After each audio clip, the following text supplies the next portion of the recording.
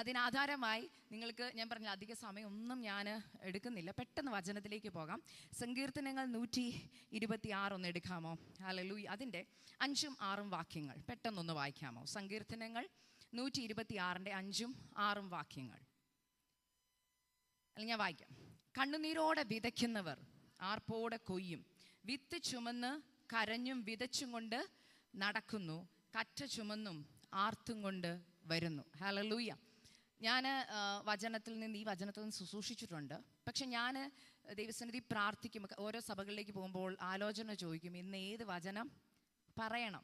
അപ്പോൾ ദൈവാത്മാവ് എനിക്ക് ഈ വചനം തന്നതിൻ്റെ കൂടെ മറ്റൊരു വചനം കൂടെ തന്നിട്ടുണ്ട്. എന്നാൽ എന്നെ ദൈവാത്മാവ് ലീഡ് ചെയ്യുന്ന പോലെ ഞാൻ പോകാൻ ആഗ്രഹിക്കുകയാണ്. ഈ കണ്ണുനീരോടെ വിതയ്ക്കുന്നവർ ആർപ്പോടെ കൊയ്യും, കറ്റ ചുമന്നും നടക്കുന്നു എന്നുള്ള വചനമൊക്കെ നിങ്ങൾക്കൊക്കെ അറിയാവുന്ന കാര്യങ്ങളാണ്. എത്ര പേര് ഈ സങ്കീർത്തനം വായിച്ചിട്ടുണ്ട് ഇതിനു മുമ്പ്? പറ. വായിച്ചിട്ടുണ്ട് അല്ലേ? ഈ സങ്കീർത്തനം ഇഷ്ടമില്ലാത്ത ആരെങ്കിലും ഉണ്ടോ? ഇല്ല. നമ്മുടെ ഈ വചനത്തിൽ എന്തെങ്കിലും നമ്മൾ തിരുത്തണമെന്ന് ചിന്തിച്ചവരുണ്ടോ? ബൈബിൾ ഇതുവരെ വായിച്ചിട്ട് എഴുതിയിരിക്കുന്ന വാക്യം അത്ര ശരിയല്ല, ഒന്ന് തിരുത്തിയാൽ കൊള്ളാമെന്ന് ചിന്തിക്കുന്ന ഏതെങ്കിലും വാക്യമുണ്ടോ? ഉണ്ടോ? ഉണ്ടെന്ന് തോന്നുന്നു. നമുക്ക് ചിലപ്പോൾ തോന്നും ഈ വാക്യം ഇങ്ങനെയൊക്കെ എഴുതി വെച്ചിരിക്കുന്നതല്ലേ. ചില വാക്യങ്ങളുടെ അർത്ഥം നമ്മൾ പഠിച്ചു വരുന്നത് എങ്ങനെയാണെന്ന് ചോദിച്ചാൽ നമുക്ക് തന്നെ തോന്നും ഇത് നമ്മുടെ ജീവിതമായിട്ട് ഭയങ്കര ബന്ധം തോന്നുന്ന വാക്യങ്ങളുണ്ട്. ചില വാക്യങ്ങളുടെ ബന്ധം നമ്മൾ അറിയും നമ്മളൊരു കഷ്ടതയെ കൂടെ പോകുമ്പോഴാണ്. ഞാൻ എൻ്റെ ജീവിതത്തിൽ കഷ്ടതയിൽ പഠിച്ച ഒരു വാക്യമാണ് ഈ 126-ാം സങ്കീർത്തനം എന്ന് തന്നെ പറയുന്നത്. ഈ 126-ാം സങ്കീർത്തനം ആദ്യത്തെ വാക്യം നിങ്ങൾ കണ്ടോ? യഹോവ സിയോന്റെ പ്രവാസികളെ മടക്കി വരുത്തിയപ്പോൾ ഞങ്ങൾ സ്വപ്നം കാണുന്നവരെ പോലായിരുന്നു. ഇവിടെ ഇരിക്കുന്ന ആരെങ്കിലും സ്വപ്നം കാണാത്തവരുണ്ടോ? എല്ലാവരും സ്വപ്നം കണ്ടിട്ടുണ്ടല്ലേ? ഇപ്പോൾ ഇവിടെ ഇരിക്കുന്ന കൊച്ചു പിള്ളേരോട് ചോദിക്കും നിങ്ങൾ കാണുന്ന സ്വപ്നം എന്താണെന്ന് ചോദിച്ചാൽ അവർ പറയും. കൊച്ചു ആൺപിള്ളേരാണെങ്കിൽ പറയും അവർ ഫ്ലൈറ്റ് ഓടിക്കുന്നത്, പൈലറ്റ് ആവുന്നത് കാണും. പെൺപിള്ളേരൊക്കെ ആണെങ്കിൽ ഞാൻ പറയും കൊച്ചു പ്രായത്തിലെ പെൺപിള്ളേർ ഇപ്പോൾ അല്ലെങ്കിൽ ടീനേജ് പെൺപിള്ളേരുടെ സ്വപ്നം എന്താണെന്ന് പറയും. എന്നും രാത്രി അവർ കിടക്കുമ്പം അവർ ഗൗൺ ഇട്ട് കല്യാണത്തിന് നിൽക്കുന്ന സ്വപ്നം കാണും. ഇല്ലെന്ന് പറയല്ലേ. ഞാനും ഇങ്ങനെ 15-16 വയസ്സുള്ളപ്പോൾ എപ്പോഴും ആഗ്രഹം എന്നാണെന്നറിയോ? ഞാൻ കഴിഞ്ഞ ഇടയ്ക്ക് ഒരു കൊച്ചിനോട് ചോദിച്ചു, മോളെ കർത്താവിൻ്റെ വരവിന് വേണ്ടി ഒരുങ്ങണം, കർത്താവ് പെട്ടെന്ന് വരണം, അല്ലെങ്കിൽ നമ്മൾ പോകണം എന്നൊക്കെ പറഞ്ഞപ്പോൾ കൊച്ചു പറയാം, ചേച്ചി എൻ്റെ കല്യാണം കഴിഞ്ഞിട്ട് കർത്താവ് വരും, എൻ്റെ ഒരു ഭയങ്കര ആഗ്രഹം. ഞാൻ ചോദിച്ചു എന്തിനാ മോളെ? പറയാം ചേച്ചി ഞാനൊരു ഗൗൺ ഓൾറെഡി ഡിസൈൻ ചെയ്ത് എൻ്റെ ലാപ്പിൽ ഇട്ടിട്ടുണ്ട്, എനിക്ക് അതുപോലത്തെ ഒരു ഗൗൺ ഇട്ട് ഒരു ദിവസം ഒന്ന് നിൽക്കണം. പക്ഷെ കല്യാണം കഴിച്ച ആൻറ്റിമാർ ഇവിടെ ഇരിപ്പുണ്ട്, നിങ്ങൾ എന്ന് ചോദിക്കണം എങ്ങനെയുണ്ട് എക്സ്പീരിയൻസ്. അവർ പറയും മോളെ അന്നത്തെ ദിവസത്തെ സുഖേ ഉള്ളൂ ഇല്ലേ? അല്ല, ദൈവമക്കൾക്ക് അങ്ങനല്ല, എല്ലാ ദിവസവും സന്തോഷമാണെന്ന് വിശ്വസിച്ചു. എന്നാലും ഞാനൊന്ന് പറയുക, ഇപ്പം സ്വപ്നം ഭയങ്കരവാ. ഈ കല്യാണം കഴിക്കുന്നതിന് മുമ്പുള്ള സ്വപ്നം കാഴ്ച എന്നാ നല്ല സ്വപ്നം കാഴ്ചയായിരുന്നു ഇല്ലേ? സ്വപ്നം കണ്ടതുപോലത്തെ ഒരു ജീവിതം ദൈവം തന്നിരുന്ന് അങ്ങനെ ഉള്ളവരുണ്ട്, ഞാൻ ദൈവത്തെ സ്തുതിക്കുന്നു. എന്നാൽ ഞാൻ പറയുന്നു ഇവിടെ പറയും യഹോവ സിയോന്റെ പ്രവാസികളെ മടക്കി വരുത്തിയപ്പോൾ ഞങ്ങൾ സ്വപ്നം കാണുന്നവരെ പോലായിരുന്നു. അതായത് ചില വിടുതലുകൾ നമ്മുടെ മുമ്പിൽ ലഭിക്കുമ്പോൾ നമ്മൾ ഓർക്കും, ഈ മറുപടി കയ്യിലിരിക്കുമ്പോൾ നമ്മൾ ഓർക്കും ഇതൊരു സ്വപ്നം ആണ്. ഇപ്പം ഞാനിവിടെ നിൽക്കുന്ന ഒരു സ്വപ്നമാണ്. ഇനി ഞാൻ കുറച്ച് കഴിയുമ്പോൾ തിരിച്ച് മെസ്സേജൊക്കെ കഴിഞ്ഞ് മുറി പോയിട്ടൊന്ന് ഞുള്ളി നോക്കും ഇത് നടന്നോ എന്ന് ഞാൻ നോക്കും. കാരണം ചിലതൊക്കെ സ്വപ്നമാണ് ഇല്ലേ? ഞാൻ എൻ്റെ കല്യാണം കഴിഞ്ഞ ആദ്യ ദിവസങ്ങൾ ഓർമ്മയുണ്ട്. ഞാൻ എല്ലാ ദിവസവും ഇരുന്ന് എന്നെ തന്നെ ഇങ്ങനെ നുള്ളി നോക്കും, ഇരുന്ന് കല്യാണ വീഡിയോ പിന്നെയും പിന്നെ ഇരുന്ന് കാണും. എനിക്ക് ഉറപ്പ് വരുത്തണമായിരുന്നു എൻ്റെ കല്യാണം കഴിഞ്ഞെന്ന്. കാരണം സ്വപ്നം കാണാൻ പറ്റാത്തൊരു കല്യാണം എൻ്റെ ജീവിതത്തിൽ നടന്നു. എൻ്റെ സാക്ഷിയൊക്കെ കേട്ടവരുള്ളതുകൊണ്ട് ഞാൻ അതിലേക്കൊന്നും, എന്നാലും ഞാൻ പറയുക ചിലതൊക്കെ അങ്ങനെ സ്വപ്നം കാണുന്നവരെ പോലെ, ഇപ്പോഴും ചിലത് സ്വപ്നം പോലെ തോന്നും. ഇവിടെ യഹോവ സിയോന്റെ പ്രവാസികളെ മടക്കി വരുത്തിയാൽ നമ്മൾക്ക് ചിലത് സ്വപ്നം പോലെ തോന്നും. പക്ഷെ അവിടെ മടക്കി വരുത്തിയത് ആരാന്നാ പറഞ്ഞേ?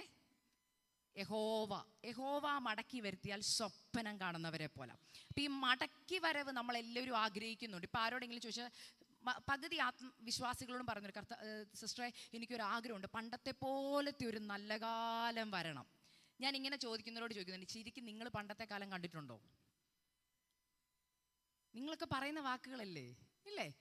പ്രാർത്ഥിക്കുമ്പോഴെങ്കിലും ചിലരത് കോട്ട് ചെയ്യും, കർത്താവേ പണ്ടത്തെ പോലത്തെ നല്ല കാലം. ഞാൻ ചോദിക്കുന്ന 30 വയസ്സുള്ള അല്ലെങ്കിൽ 37 വയസ്സുള്ളവർ പണ്ടത്തെ പോലത്തെ നല്ല കാലം നിങ്ങൾ ഉദ്ദേശിക്കുന്ന ഈ നല്ല കാലം ഏതാ? ആത്മീക ജീവിതത്തിലെ കാര്യം ചോദിക്കുന്നത് ഏത് കാലവാ? പറ. ഞാൻ സത്യം പറയാം, ഞാനിപ്പോഴും പറയാം, സത്യം പറഞ്ഞിട്ട് ഒരു കാര്യം പറയാം. നമ്മൾ പ്രാർത്ഥിക്കുന്ന പകുതി പ്രാർത്ഥനയുടെ അർത്ഥം അറിയാതെയാ നമ്മൾ പ്രാർത്ഥിക്കുന്നത്. നമ്മൾ ഫ്ലോയിൽ അങ്ങ് പ്രാർത്ഥിച്ചു പോകും, കാരണം നമ്മൾ ശീലിച്ചു പോയി. നമ്മൾ പ്രാർത്ഥനയിൽ പകുതി കാര്യങ്ങൾ നമ്മൾ ശീലിച്ചത് കൊണ്ടും നല്ല വാക്കുകളൊക്കെ ഉപയോഗിക്കേണ്ടത് കൊണ്ടും നമ്മൾ പലതും ശീലിക്കും. പക്ഷേ പണ്ടത്തെ പോലത്തെ നല്ല കാലമെന്ന് നമ്മുടെ പിതാക്കന്മാർ പ്രാർത്ഥിച്ച ആ കാലം ഏതാണെന്നറിയാമോ? ഏത് കാലവാ? പിടിച്ചടക്കാൻ പറ്റാത്ത ആത്മസാന്നിധ്യം അവരുടെ കുടുംബ പ്രാർത്ഥനകളിൽ വെളിപ്പെട്ടിട്ടുണ്ട്, അവരുടെ സഭകളിൽ വെളിപ്പെട്ടിട്ടുണ്ട്. അവരത് അനുഭവിച്ചവരാ, അവരത് കണ്ടവരാ. അവർ പറയുന്ന ഒരു കാര്യമുണ്ട്, അങ്ങനത്തെ ഒരു നല്ല കാലം ഞങ്ങൾക്കും തരണമേ എന്ന്. ഇന്നത്തെ കുഞ്ഞുങ്ങളും അത് പ്രാർത്ഥിക്കുന്ന ഞാൻ കേട്ടിട്ടുണ്ട്. പക്ഷെ ഞാൻ അവരോട് ചോദിച്ചു, മക്കൾ ഉദ്ദേശിക്കുന്ന എന്താ? അത് മമ്മി പ്രാർത്ഥിക്കുന്ന കേട്ട് ഞങ്ങൾ പ്രാർത്ഥിക്കുന്നതാ. അവർക്കറിയത്തില്ല. ഞാനിപ്പോൾ പറയുന്ന ഇപ്പോഴത്തെ പെന്തക്കോസിനെ കുറിച്ചാണ്, ഞങ്ങളുടെയൊക്കെ ജനറേഷൻ. പക്ഷെ കണ്ടും കേട്ടും അറിഞ്ഞ മാതാപിതാക്കളുണ്ട്, അത്ഭുതം കണ്ടും കേട്ടും അറിഞ്ഞവർ. ഇന്ന് ഞാൻ ഈ വചനം ഇവിടുന്ന് പ്രസംഗിക്കുമ്പോൾ പരിശുദ്ധാത്മാവ് എന്നോട് പറഞ്ഞത്, കർത്താവ് ചിലരെ മടക്കി വരുത്താൻ ആഗ്രഹിക്കുക. ഏതിലേക്കെന്നറിയാമോ? പ്രവാസത്തിൽ നിന്ന്. എന്തുവാ പ്രവാസം എന്നറിയാമോ? എന്തുവാ പ്രവാസം? നമ്മൾ നമ്മുടെ സ്വാതന്ത്ര്യത്തിലല്ല ജീവിക്കുന്നത്. നമ്മൾ മറ്റൊരാളുടെ കീഴിൽ, മറ്റൊരാളുടെ ഇഷ്ടത്തിന്, മറ്റൊരാൾ പറയുന്ന റൂൾസ് ആൻഡ് റെഗുലേഷൻസ് അനുസരിച്ച് ജീവിക്കുന്ന കാലത്തിന് പറയുന്നതാണ് എന്ത്? അങ്ങനെ പ്രവാസത്തിൽ പോയവരല്ലേ ഇസ്രായേൽ മക്കള്, അല്ലേ? അവർക്ക് ഈജിപ്തിലായിരുന്നപ്പോൾ അല്ലെങ്കിൽ പ്രവാസത്തിൽ പോയപ്പോൾ അവരെങ്ങനാ? അവര് രാജാക്കന്മാർ പറയുന്നത് പോലെ ജീവിക്കണം. അങ്ങനെ ഒരു പ്രവാസകാലം ഉണ്ടായിരുന്നു. ഇങ്ങനെ പ്രവാസകാലത്തിൽ കഴിയുന്ന ജനത്തിന് എന്നും ഒരു പ്രാർത്ഥന ഉണ്ടായിരുന്നു, ഞങ്ങളെ ഒന്ന് മടക്കി വരുത്തണമേ എന്നുള്ളൊരു പ്രാർത്ഥന. ഇന്നിവിടെ ഇരിക്കുന്ന ചിലരോട് ഞാൻ ചോദിക്കട്ടെ, നിങ്ങളുടെ ജീവിതത്തിൽ ചിലപ്പോൾ നിങ്ങളുടെ കുടുംബത്തിൽ നോക്കിയാൽ, നിങ്ങളുടെ തലമുറയെ നോക്കിയാൽ നിങ്ങൾക്ക് പറയാൻ കഴിയും, സിസ്റ്റർ ഞാനും ഒരു പ്രവാസത്തിൽ കൂടെ കടന്നു പോവുക, എനിക്ക് അങ്ങോട്ട് തിരിയാൻ പറ്റത്തില്ല, ഇങ്ങോട്ട് തിരിയാൻ പറ്റത്തില്ല, എന്ത് ചെയ്താലും കുറ്റം, എനിക്കൊന്ന് സ്വാതന്ത്ര്യത്തോടെ ചിരിക്കാൻ പറ്റത്തില്ല, കരയാൻ പറ്റുന്നില്ല. കാരണം എന്താണെന്നറിയോ? ചിലത് എന്നെ അടിമപ്പെടുത്തി വെച്ചേക്കുകയാ. അങ്ങനെയുള്ളവരോട് പരിശുദ്ധാത്മാ പറയാ, നിനക്കൊരു മടങ്ങിവരവുണ്ട്. നിന്നെ പ്രവാസത്തിൽ നിന്ന് പുറത്തു കൊണ്ടുവരുന്നത് മറ്റാരുമല്ല, ഹല്ലേലൂയ, മരണത്തെയും പാതാളത്തെയും ജയിച്ച നസ്രനായ യേശു പറയുക, യഹോവ സിയോന്റെ പ്രവാസികളെ മടക്കി വരുത്തും. അപ്പോൾ നിനക്ക് സ്വപ്നം കാണുന്നവരെ പോലെ തോന്നും. ഇത് മടങ്ങിവരവെന്ന് പറയുമ്പോൾ ഞാൻ പറഞ്ഞില്ലേ, എല്ലാ മേഖലയിലും ഈ മടങ്ങിവരവ് നിങ്ങൾ ആഡ് ചെയ്തോണം. എസ്പെഷ്യലി ഈ കാലത്തിൽ ദൈവം ആഗ്രഹിക്കുന്ന ജനം ആത്മീക സന്തോഷത്തിലേക്കും അഭിഷേകത്തിലേക്കും മടങ്ങി വരണമെന്നാണ്. അഭിഷേകത്തിൽ ഒരു ജനം ആരാധിക്കുന്നുണ്ടെങ്കിൽ, സഭ ആരാധിക്കുന്നുണ്ടെങ്കിൽ, അവിടുത്തെ ദേശാധിപതി ശക്തികൾക്ക് പിന്നെ അവിടെ നിൽക്കാൻ പറ്റത്തില്ല. ഒരു സഭയിൽ ദൈവിക ആരാധന വെളിപ്പെടുന്നുണ്ടെങ്കിൽ, കുടുംബത്തിൽ വെളിപ്പെടുന്നുണ്ടെങ്കിൽ, ആ കുടുംബത്തിൽ ദൈവിക വിടുതലുകൾ നടക്കും. ഞാനിത് പറയാൻ കാരണം, ഞാൻ എൻ്റെ ജീവിതത്തിലും ഞങ്ങളുടെ വ്യക്തിപരമായ ജീവിതത്തിൽ, എൻ്റെ പപ്പായും മമ്മിയായിട്ടുള്ള ഞങ്ങളുടെ കുടുംബജീവിതത്തിൽ, അല്ലെങ്കിൽ എൻ്റെ കുടുംബജീവിതത്തിൽ പേഴ്സണലി ഞാൻ കണ്ടിട്ടുണ്ട് ആത്മീകമായുള്ള ആരാധന, പരിശുദ്ധാത്മാവിൻ്റെ അഭിഷേകത്തിലുള്ള ആരാധനയുടെ മഹത്വം കണ്ടിട്ടുണ്ട്. ഞാൻ പ്രസംഗിക്കുമ്പോഴും അല്ലെങ്കിൽ എൻ്റെ അനുഭവങ്ങളൊക്കെ ഞാൻ പറയാം. എന്നാൽ അതിൻ്റെ കൂടെ ഞാൻ പലയിടത്തും പറയുന്നൊരു കാര്യമാണ്, ഇന്നത്തെ ജനറേഷൻ പരിശുദ്ധാത്മാവിലുള്ള ആരാധനയെ വളരെ തുച്ഛീകരിച്ച് കളിയാക്കി കാണുന്ന ഒരു ജനറേഷനിലേക്കാണ് നമ്മൾ വന്നേക്കുന്നത്. അതുകൊണ്ട് നമ്മൾ പ്രാർത്ഥിക്കണം, കർത്താവേ ഞങ്ങളുടെ തലമുറകളെ ഒന്ന് മടക്കി വരുത്തണം. ഹല്ലേലൂയ. അവരെ ശത്രു പ്രവാസത്തിലേക്ക് എന്ത് ചെയ്യരുത്? കൊണ്ടുപോകരുത്. പ്രവാസത്തിൽ പോയവരെ കണ്ടാൽ അറിയാം. പ്രവാസത്തിൽ ജീവിക്കുന്നവരെങ്ങനെയാ ജീവിക്കുന്നത്? എപ്പോഴും ഭയത്തില, അല്ലേ? അവർ ഏത് കാര്യം ചെയ്യുന്നതിന് മുമ്പ് അവർക്കൊരു ഭയമുണ്ട്. അവരോട് നമുക്ക് സംസാരിക്കും, പറയാം, സിസ്റ്ററെ എനിക്ക് പെട്ടെന്ന് വീട്ടിൽ പോകണം കേട്ടോ, പേടിയാ, ഭയമാ. അല്ലെങ്കിൽ ഒരു കാര്യം നമ്മൾ പറയുമ്പോൾ പറയും, അതെനിക്ക് ചെയ്യാൻ ഭയമാ. ഏത് കാര്യത്തിന് മുമ്പിൽ അവർക്കൊരു ഭയമുണ്ട്. കുഞ്ഞുങ്ങളെ നോക്കിയാൽ അറിയാം, അവർക്ക് പരീക്ഷാ ഭയം, നമ്മൾ പറഞ്ഞ സ്റ്റേജ് ഫിയർ, എല്ലാത്തിനും ഭയമാ. ഈ ഭയം ഒരു തുടക്കമാണ്, പ്രവാസത്തിലേക്ക് കയറുന്നതിൻ്റെ തുടക്കം. ഭയപ്പെടുത്തി കഴിഞ്ഞ് പിന്നെ അവൻ ചെന്ന് നമ്മളെ ഇങ്ങനെ കീഴ്പ്പെടുത്തും. ഈ ഭയത്തെ ജയിക്കാൻ ഒരു മാർഗ്ഗേ ഉള്ളൂ. എന്തുവാ? യേശുവിൻ്റെ നാമത്തിൻ്റെ ശക്തി. ഹല്ലേലൂയ. ഇന്ന് ഞാനിത് പറയുന്നത് ഒരുപാട് യുവജനങ്ങളുമായിട്ട് ഞാൻ സംസാരിക്കുമ്പോൾ ഏറ്റവും കൂടുതൽ യുവജനങ്ങൾ എന്നോട് പറയുന്ന കാര്യം, ചേച്ചി എനിക്ക് എല്ലാത്തിനെയും പേടിയാണ്. ഇന്നത്തെ തലമുറകൾക്ക് പേടിയ സകലത്തെയും. എന്തുകൊണ്ടെന്നറിയോ? വീട്ടിൽ കേൾക്കുന്നില്ല കർത്താവ് ചെയ്ത അനുഭവങ്ങൾ. അവരുടെ മാതാപിതാക്കൾ പറഞ്ഞു കൊടുക്കുന്നില്ല നാം സേവിക്കുന്ന ദൈവത്തിൻ്റെ ശക്തി എന്തെന്ന്. നമ്മുടെ ദൈവത്തിൻ്റെ പ്രത്യേകത പലപ്പോഴും അവരറിയുന്നില്ല, ഗ്രഹിക്കുന്നില്ല. ഞാനെപ്പോഴും പറഞ്ഞു, ഇപ്പം ഇതൊരു ദൈവസഭയാണ്, ഇവിടെ ശുശ്രൂഷിക്കുന്ന ശക്തന്മാരായ ദൈവദാസന്മാരുണ്ട്. പലപ്പോഴും പല കുഞ്ഞുങ്ങളെയും ഞാൻ കേട്ടിട്ടുണ്ട്, പല മാതാപിതാക്കളും പറഞ്ഞു, പാസ്റ്റർമാരുടെ ചുമതലയാക്കി വെച്ചേക്കുക തലമുറകളെ. നേരെ കൊണ്ടുവരുന്നത്. അത് പാസ്റ്ററെ ഏൽപ്പിച്ചേക്കുക, സൺഡേ സ്കൂൾ ടീച്ചറിനെ ഏൽപ്പിച്ചേക്കുക. ഞാൻ കേട്ടിട്ടുണ്ട് അങ്ങനെ പറയുന്നത്. ഞാൻ ചോദിക്കുന്ന അമ്മമാരെ അപ്പന്മാരെ, നിങ്ങളുടെ റോൾ എന്തുവാ? എവിടെയാ? സ്വർഗത്തിൽ ചെല്ലുമ്പോൾ ആ തലമുറയുടെ കണക്ക് ആദ്യം ചോദിക്കുന്ന പാസ്റ്ററോടല്ല, ആദ്യം ചോദിക്കുന്ന ആരോടാ? നമ്മളോടാ. ഇപ്പം ഞാനൊരമ്മയെ, എനിക്ക് 3 കുഞ്ഞുങ്ങളുണ്ട്. എനിക്ക് 100% ഉറപ്പാണ്, ഞാൻ കർത്താവിൻ്റെ സന്നിധിയിൽ നിൽക്കുന്ന ദിവസം കർത്താവ് ആദ്യം ചോദിക്കുന്ന ചോദ്യങ്ങൾ, ഒരു ചോദ്യം ഇതാ: നിന്റെ 3 കുഞ്ഞുങ്ങൾ ഇവിടെ ഉണ്ടോ? വന്നില്ലെങ്കിൽ, നമ്മുടെ തലമുറകൾ നിത്യതയിൽ എത്തിയില്ലെങ്കിൽ, നിങ്ങൾ വിചാരിക്കുന്നത് അത് അവരും കർത്താവായിട്ട് തീർത്തോളുന്നു. നോ, ആദ്യം നിങ്ങളോട് തീർക്കും, അത് കഴിഞ്ഞ തലമുറയോട് തീർക്കത്തുള്ളൂ. ആദ്യം തീർക്കുന്ന എന്തുവാണെന്നറിയാമോ? നമ്മുടെ ഞാൻ കഴിഞ്ഞ ദിവസം ഒരിടത്ത് പ്രസംഗിച്ചൊരു കാര്യം, നമ്മുടെ ജീവിതമായിരിക്കണം സുവിശേഷം. ഞാൻ എപ്പോഴും പറയുന്ന ഒരു വാക്കുണ്ട്. ഞാൻ ഒരു ഗ്രാജുവേഷൻ സെറമണിയിൽ അദ്ദേഹത്തിന് പ്രസംഗിക്കാൻ കൊടുത്തപ്പോൾ പറഞ്ഞൊരു വാക്ക് ഞാൻ കേട്ടു. അത് അന്ന് എൻ്റെ ഉള്ളിൽ കയറിയതാ. എൻ്റെ ജീവിതത്തിൽ എപ്പോഴും അത് ഞാനിങ്ങനെ ചിന്തിച്ചുകൊണ്ടിരിക്കും. അദ്ദേഹം പറഞ്ഞത് ഇങ്ങനെ, ഒരു ദൈവദാസൻ പറഞ്ഞ വാക്കാ: സുവിശേഷം പ്രസംഗിക്കുക, പ്രസംഗിക്കുക, പ്രസംഗിക്കുക. ആവശ്യമെങ്കിൽ മാത്രം വാക്കുകൾ ഉപയോഗിക്കുക. മനസ്സിലായെന്ന് വിശ്വസിക്കുന്നു. സുവിശേഷം പ്രസംഗിക്കുക, പ്രസംഗിക്കുക, പ്രസംഗിക്കുക. ആവശ്യമെങ്കിൽ മാത്രം വാക്കുകൾ ഉപയോഗിക്കുക. എന്നേക്കാൾ നന്നായിട്ട് പ്രസംഗിക്കുന്നവർ ഇതിനകത്തുണ്ടെന്ന് എനിക്കറിയാം. ഇന്ന് ഞാനിവിടെ വന്നപ്പോൾ ഒരു സിസ്റ്റർ ഇവിടെ എന്നോട് പറഞ്ഞു, നമ്മുടെ സഹോദരിമാരൊക്കെ പതുക്കെ പതുക്കെ സ്റ്റേജിലൊക്കെ കയറി ഇങ്ങനെ പാട്ടൊക്കെ പാടാനും ഇതൊക്കെ തുടങ്ങിയതേ ഉള്ളൂ സിസ്റ്ററെ എന്ന്. ഞാൻ പറഞ്ഞു, നല്ല കാര്യം, തുടക്കമല്ലേ, പിന്നെ അങ്ങ് അവർ പ്രാക്ടീസായി വരുമ്പോൾ അവർ നല്ല ശക്തന്മാരായി വന്നോളും. പക്ഷെ ഞാൻ ഉദ്ദേശിക്കുന്ന കാര്യം, എനിക്കിവിടെ നിന്ന് പ്രസംഗിക്കാൻ നല്ലതുപോലെ അറിയാമെന്ന് ഇപ്പം നിങ്ങൾ ചിന്തിക്കുന്നില്ലേ? സിസ്റ്റർ നല്ലതായിട്ട് പ്രസംഗിക്കാൻ അറിയാം. പക്ഷെ സത്യസന്ധമായിട്ട് പറഞ്ഞാൽ, ഞാൻ ജീവിതത്തിൽ ഹല്ലേലൂയ എൻ്റെ 37 വയസ്സ് വരെ ഞാൻ പ്രസംഗിച്ചിട്ടില്ല. സൺഡേ സ്കൂളിൽ പപ്പ എഴുതി തരുന്ന പ്രസംഗം പോയി പ്രസംഗിച്ചിട്ട്, അല്ലെങ്കിൽ താലന്ത് കോമ്പറ്റീഷന് പോയി പ്രസംഗിച്ചുകൊണ്ടിരുന്ന ആളാണ് ഞാൻ. പ്രസംഗിക്കുന്ന ആളല്ലായിരുന്നു. പക്ഷെ ദൈവം രൂപാന്തരപ്പെടുത്തി ജീവിതത്തിന് അനുഭവങ്ങൾ തന്നപ്പോഴാണ് ഞാൻ വചന ശുശ്രൂഷ തുടങ്ങിയത്. അത് ദൈവത്തിൻ്റെ അനോയിൻറ്റിങ് വന്നെന്ന് എനിക്ക് തിരിച്ചറിഞ്ഞു. ഞാനിത് പറയാൻ കാരണം, അന്ന് ദൈവാത്മാവ് പേഴ്സണലി എന്നോട് സംസാരിച്ചൊരു കാര്യമുണ്ട്. ജീവിതത്തിൽ ഇല്ലാത്തത് പ്രസംഗിക്കുകയും ചെയ്യരുത്, നീ പ്രസംഗിക്കുന്നത് ജീവിതത്തിൽ ചെയ്യുകയും ചെയ്യണോ.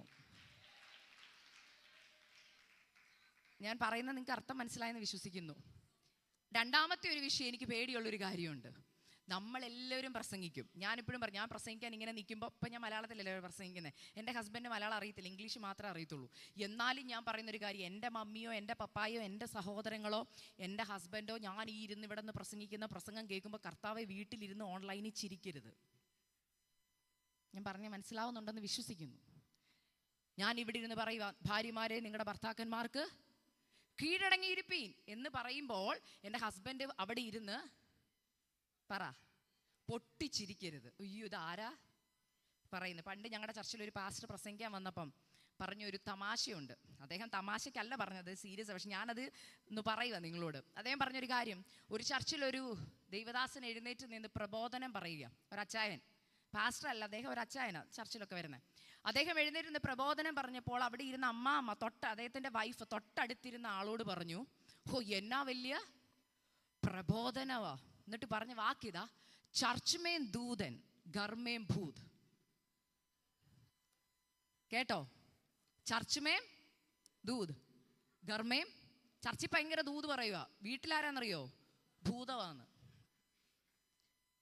അപ്പൊ ഞാൻ പറഞ്ഞതിൻ്റെ അർത്ഥം, സുവിശേഷം എന്ന് പറയുന്നത് ശരിക്കും പറഞ്ഞാൽ പ്രസംഗിക്കപ്പെടുന്നതിനേക്കാൾ മുമ്പ് ജീവിക്കപ്പെടേണ്ടതാ സുവിശേഷം.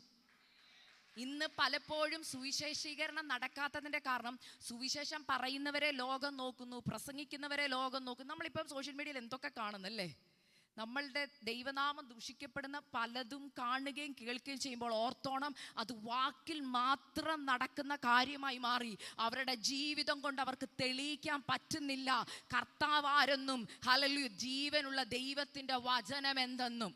ഞാൻ പോകുന്ന എല്ലായിടത്തും ഇപ്പോൾ പറയുന്ന ഒരു കാര്യം, കർത്താവ് എന്നെ തിരുത്തുന്ന ഒരു കാര്യമാണ്. ചില കാര്യങ്ങൾ ചെയ്യുമ്പോൾ പരിശുദ്ധാത്മാവ് വ്യക്തമായിട്ട് എന്നോട് പറയും, നീ അങ്ങനെ ചെയ്യരുത്, നീ ചെയ്യുന്നത് തെറ്റാണെന്ന്. കാരണം നമ്മൾ പാരമ്പര്യത്തിനകത്തായി പോയി. ചർച്ച വരുന്നു, ആരാധിക്കുന്നു, പാട്ട് പാടുന്നു. കഴിഞ്ഞ ദിവസം ഒരിടത്ത് സങ്കീർത്തന വായന നിർത്തിയെന്ന് കേട്ടു. അപ്പോൾ അവിടുത്തെ ഒരു അങ്കിള് പറയാ, പാസ്റ്റർ ആ ഫ്ലോ അങ്ങ് പോയെന്ന്.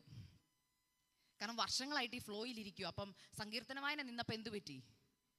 അപ്പച്ചൻ്റെ ഫ്ലോ പോയി. അപ്പൊ പാസ്റ്റർ പറഞ്ഞു, അന്ന് ദൈവാത്മാവ് നിയോഗം തന്നത് ആരാധന നീട്ടിക്കൊണ്ട് പോകാനാ, പരിശുദ്ധാത്മാവിന്റെ നിയോഗം. അപ്പൊ അപ്പച്ചൻ അത് ഇഷ്ടപ്പെട്ടില്ല, കാരണം അപ്പച്ചൻ ഇതിനകത്ത് അങ്ങ് ഫ്ലോയിലായിപ്പോയി. ഞാനിത് പറയാൻ കാരണം, പരിശുദ്ധാത്മാവ് യഥാർത്ഥമായിട്ട് ചിലയിടത്ത് പരിവർത്തിക്കാൻ തുടങ്ങിയാൽ ചില ഫ്ലോയൊക്കെ അങ്ങ് സ്റ്റോപ്പ് ചെയ്തിട്ട് ആ കർത്താവിന്റെ ഹിതമാമൺ ആരാധനകളെ ലീഡ് ചെയ്യാൻ തുടങ്ങും. ഹല്ലേലൂയ.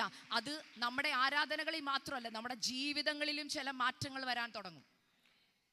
ഞാൻ തുറന്നു പറയുകയാണ്, പരിശുദ്ധാത്മാവ് യഥാർത്ഥമായിട്ട് ഒരാളിൽ വെളിപ്പെടുമ്പോൾ ഇന്നത്തെ തലമുറകൾ ഞാൻ പറഞ്ഞില്ലേ, പലരും എന്നോട് സംസാരിച്ചു, ചേച്ചി ഈ പരിശുദ്ധാത്മാവിൻ്റെ യഥാർത്ഥ വാസം ഒരാളിലുണ്ടെന്ന് എങ്ങനെ അറിയുന്നെന്ന് എന്നോട് ചോദിക്കാറുണ്ട്. ചേച്ചി ഒരാൾക്ക് യഥാർത്ഥമായിട്ട് ഹോളി സ്പിരിറ്റ് ഉണ്ടോ ഇല്ലയോ എന്ന്. ഞാൻ പറഞ്ഞു, മോളെ ഒരിക്കലും അന്യഭാഷ വെച്ചോ ശുശ്രൂഷ വെച്ചോ ആരിലെയും പരിശുദ്ധാത്മാവിനെ എന്ത് ചെയ്യരുത്, അളക്കരുത്. പകരം അളക്കാൻ ഒരു മാർഗം, മെഷർമെന്റ് പറഞ്ഞു തരാം. അവരുടെ ഫലം നോക്കണം. ഞാൻ പറയുന്നത് മനസ്സിലാവുന്നുണ്ടെന്ന് വിശ്വസിക്കുന്നു. ഒരു മരത്തെ അതിൻ്റെ ഫലം കൊണ്ട് തിരിച്ചറിയാം.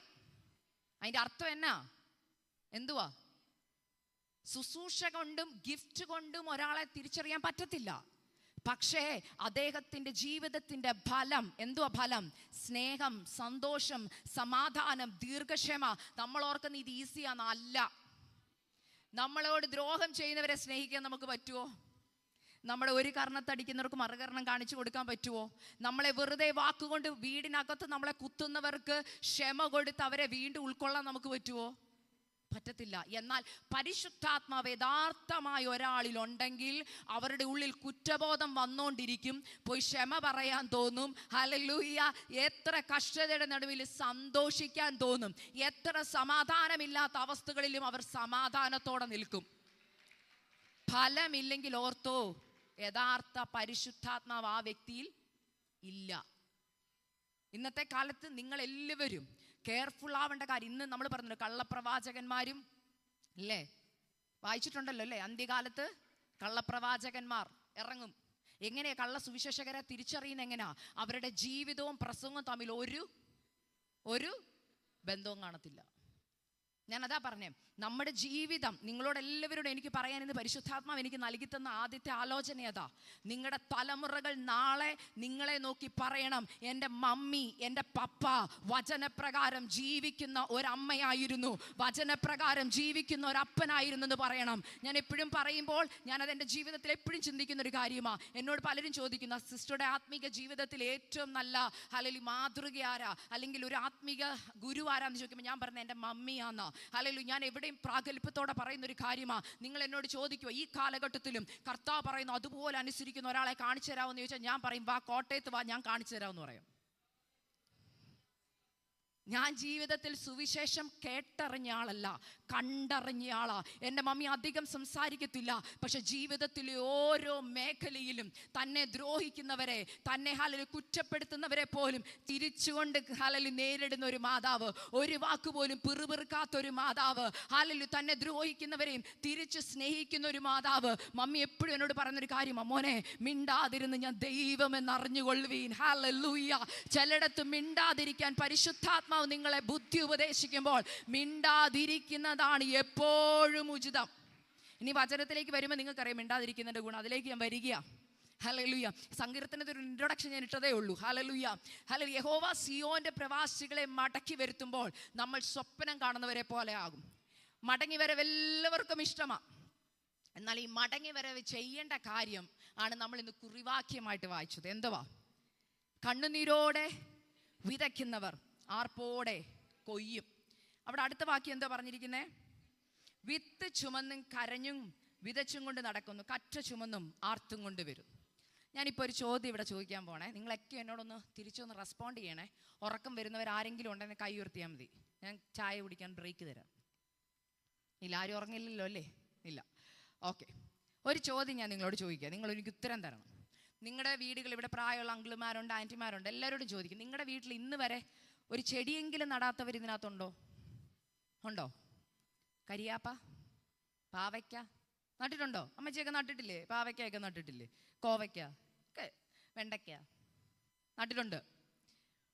നിങ്ങൾ ആരെങ്കിലും ഇന്ന് വരെ പാവയ്ക്ക നടാൻ പോയപ്പം കരഞ്ഞോണ്ട് പോയി നട്ടിട്ടുണ്ടോ? അയ്യോ ഞാനിത് നടാൻ പോവുകയാണ്, എന്തൊരു കഷ്ടമാണ് എന്ന് വെച്ചാൽ കരഞ്ഞുകൊണ്ട് പോയി നട്ടിട്ടുണ്ടോ? ഓക്കെ.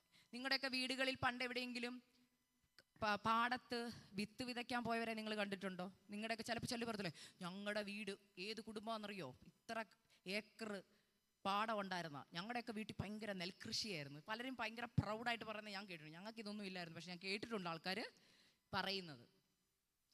അങ്ങനെ ആരെങ്കിലും ഇതിനകത്ത് ഇരിപ്പുണ്ടെങ്കിൽ നിങ്ങളുടെയൊക്കെ അപ്പച്ചന്മാർ വിതയ്ക്കാൻ പോയപ്പോൾ കരഞ്ഞുകൊണ്ട് വിതച്ച എത്ര പേരുണ്ട് ഇതിനകത്ത്? ഉണ്ടോ? ഇല്ല. ഇപ്പം ഞാൻ ആദ്യം ഒരു വാക്ക് പറഞ്ഞ ഓർമ്മയുണ്ടോ? ബൈബിളിലെ ചില വാക്യങ്ങളുമായിട്ട് നമുക്ക് അങ്ങോട്ട് പൊരുത്തപ്പെടാൻ പറ്റാത്ത വാക്യം. എനിക്ക് അങ്ങനെ തോന്നിയൊരു വാക്യമാണ് ഇത്. ഒരു വാക്യത്തിലേ എനിക്ക് അങ്ങനെ തോന്നിയിട്ടുള്ളൂ, ഒരു പൊരുത്തവും ഇല്ലാത്തൊരു വാക്യം. അപ്പം എനിക്കൊരു ദിവസം ഒരു സംശയം തോന്നി, കർത്താവേ, ഇവിടെ എഴുതിയിരിക്കുക കണ്ണുനീരോടെ വിതയ്ക്കുന്നവർ ആർപ്പോടെ പോയി. ഇപ്പം ഞാൻ ഓർത്ത് ഇനി എൻ്റെ കുറവാന്നോർത്ത്, അല്ലെങ്കിൽ എനിക്ക് മനസ്സിലാവാത്ത ഇതാന്നോർത്ത് ഞാൻ പോയി യൂട്യൂബിൽ അടിച്ചു കൊടുത്തു, എങ്ങനെയാണ് വിതയ്ക്കുന്നവർ എങ്ങനെ വിതയ്ക്കും. ഞാൻ നോക്കിയപ്പോൾ ദാണ്ട് തലയിലൊരു കെട്ടൊക്കെ കെട്ടി മുണ്ടൊക്കെ അങ്ങോട്ട് കൊടുത്തിട്ട് അവർക്കൊരു നല്ലൊരു പാട്ടുണ്ട്. കേട്ടിട്ടുണ്ടോ? ഇല്ലെങ്കിൽ ഒന്ന് യൂട്യൂബിൽ, ഇപ്പോഴാരും പോയി നോക്കരുത്, മീറ്റിംഗ് കഴിഞ്ഞ് വീട്ടിൽ പോയിട്ടിരുന്ന് ഇന്നത്തെ കുഞ്ഞുങ്ങളൊക്കെ കണ്ടാൽ മതി. അവർ ചെയ്യുന്ന കണ്ടിട്ടുണ്ടോ? എങ്ങനെയാ? കയ്യിൽ വിത്തെടുത്തിട്ട് ഒരു പാട്ടുണ്ട് അവർക്ക്. പാട്ട് പാടി ചിരിച്ചോണ്ടാ ഇവരെന്ത് ചെയ്യുന്നേ? വിത്ത് നടുന്നല്ലേ. പാവയ്ക്കായും കോവയ്ക്കൊക്കെ നടാൻ പോയപ്പോൾ സന്തോഷത്തോടെ അല്ലേ പോയത്? എന്തുകൊണ്ടാണ് സന്തോഷത്തോടെ പോയി നട്ടത്? എന്താ അമ്മച്ചി കരയാഞ്ഞേ? പിന്നെ എന്തിനാ സങ്കീർത്തനക്കാരൻ ഇവിടെ എഴുതി വെച്ചിരിക്കുന്നത് കരഞ്ഞോണ്ട് വിതയ്ക്കണമെന്ന്? പറ, എനിക്കൊരു ഉത്തരം എന്താ? ഇവിടെ പറയാ വിത്ത് ചുമന്ന് കരയണോന്ന്. നിങ്ങൾ ഇന്ന് വരെ ജീവിതത്തിൽ ആരെങ്കിലും വിത്ത് ചുമന്ന് കരയുന്ന കണ്ടിട്ടുണ്ടോ? അപ്പൊ ഈ സങ്കീർത്തനക്കാരൻ എന്ത് നോക്കി ഇതൊക്കെ പറഞ്ഞ് എഴുതി വെച്ചിരിക്കുന്നത്?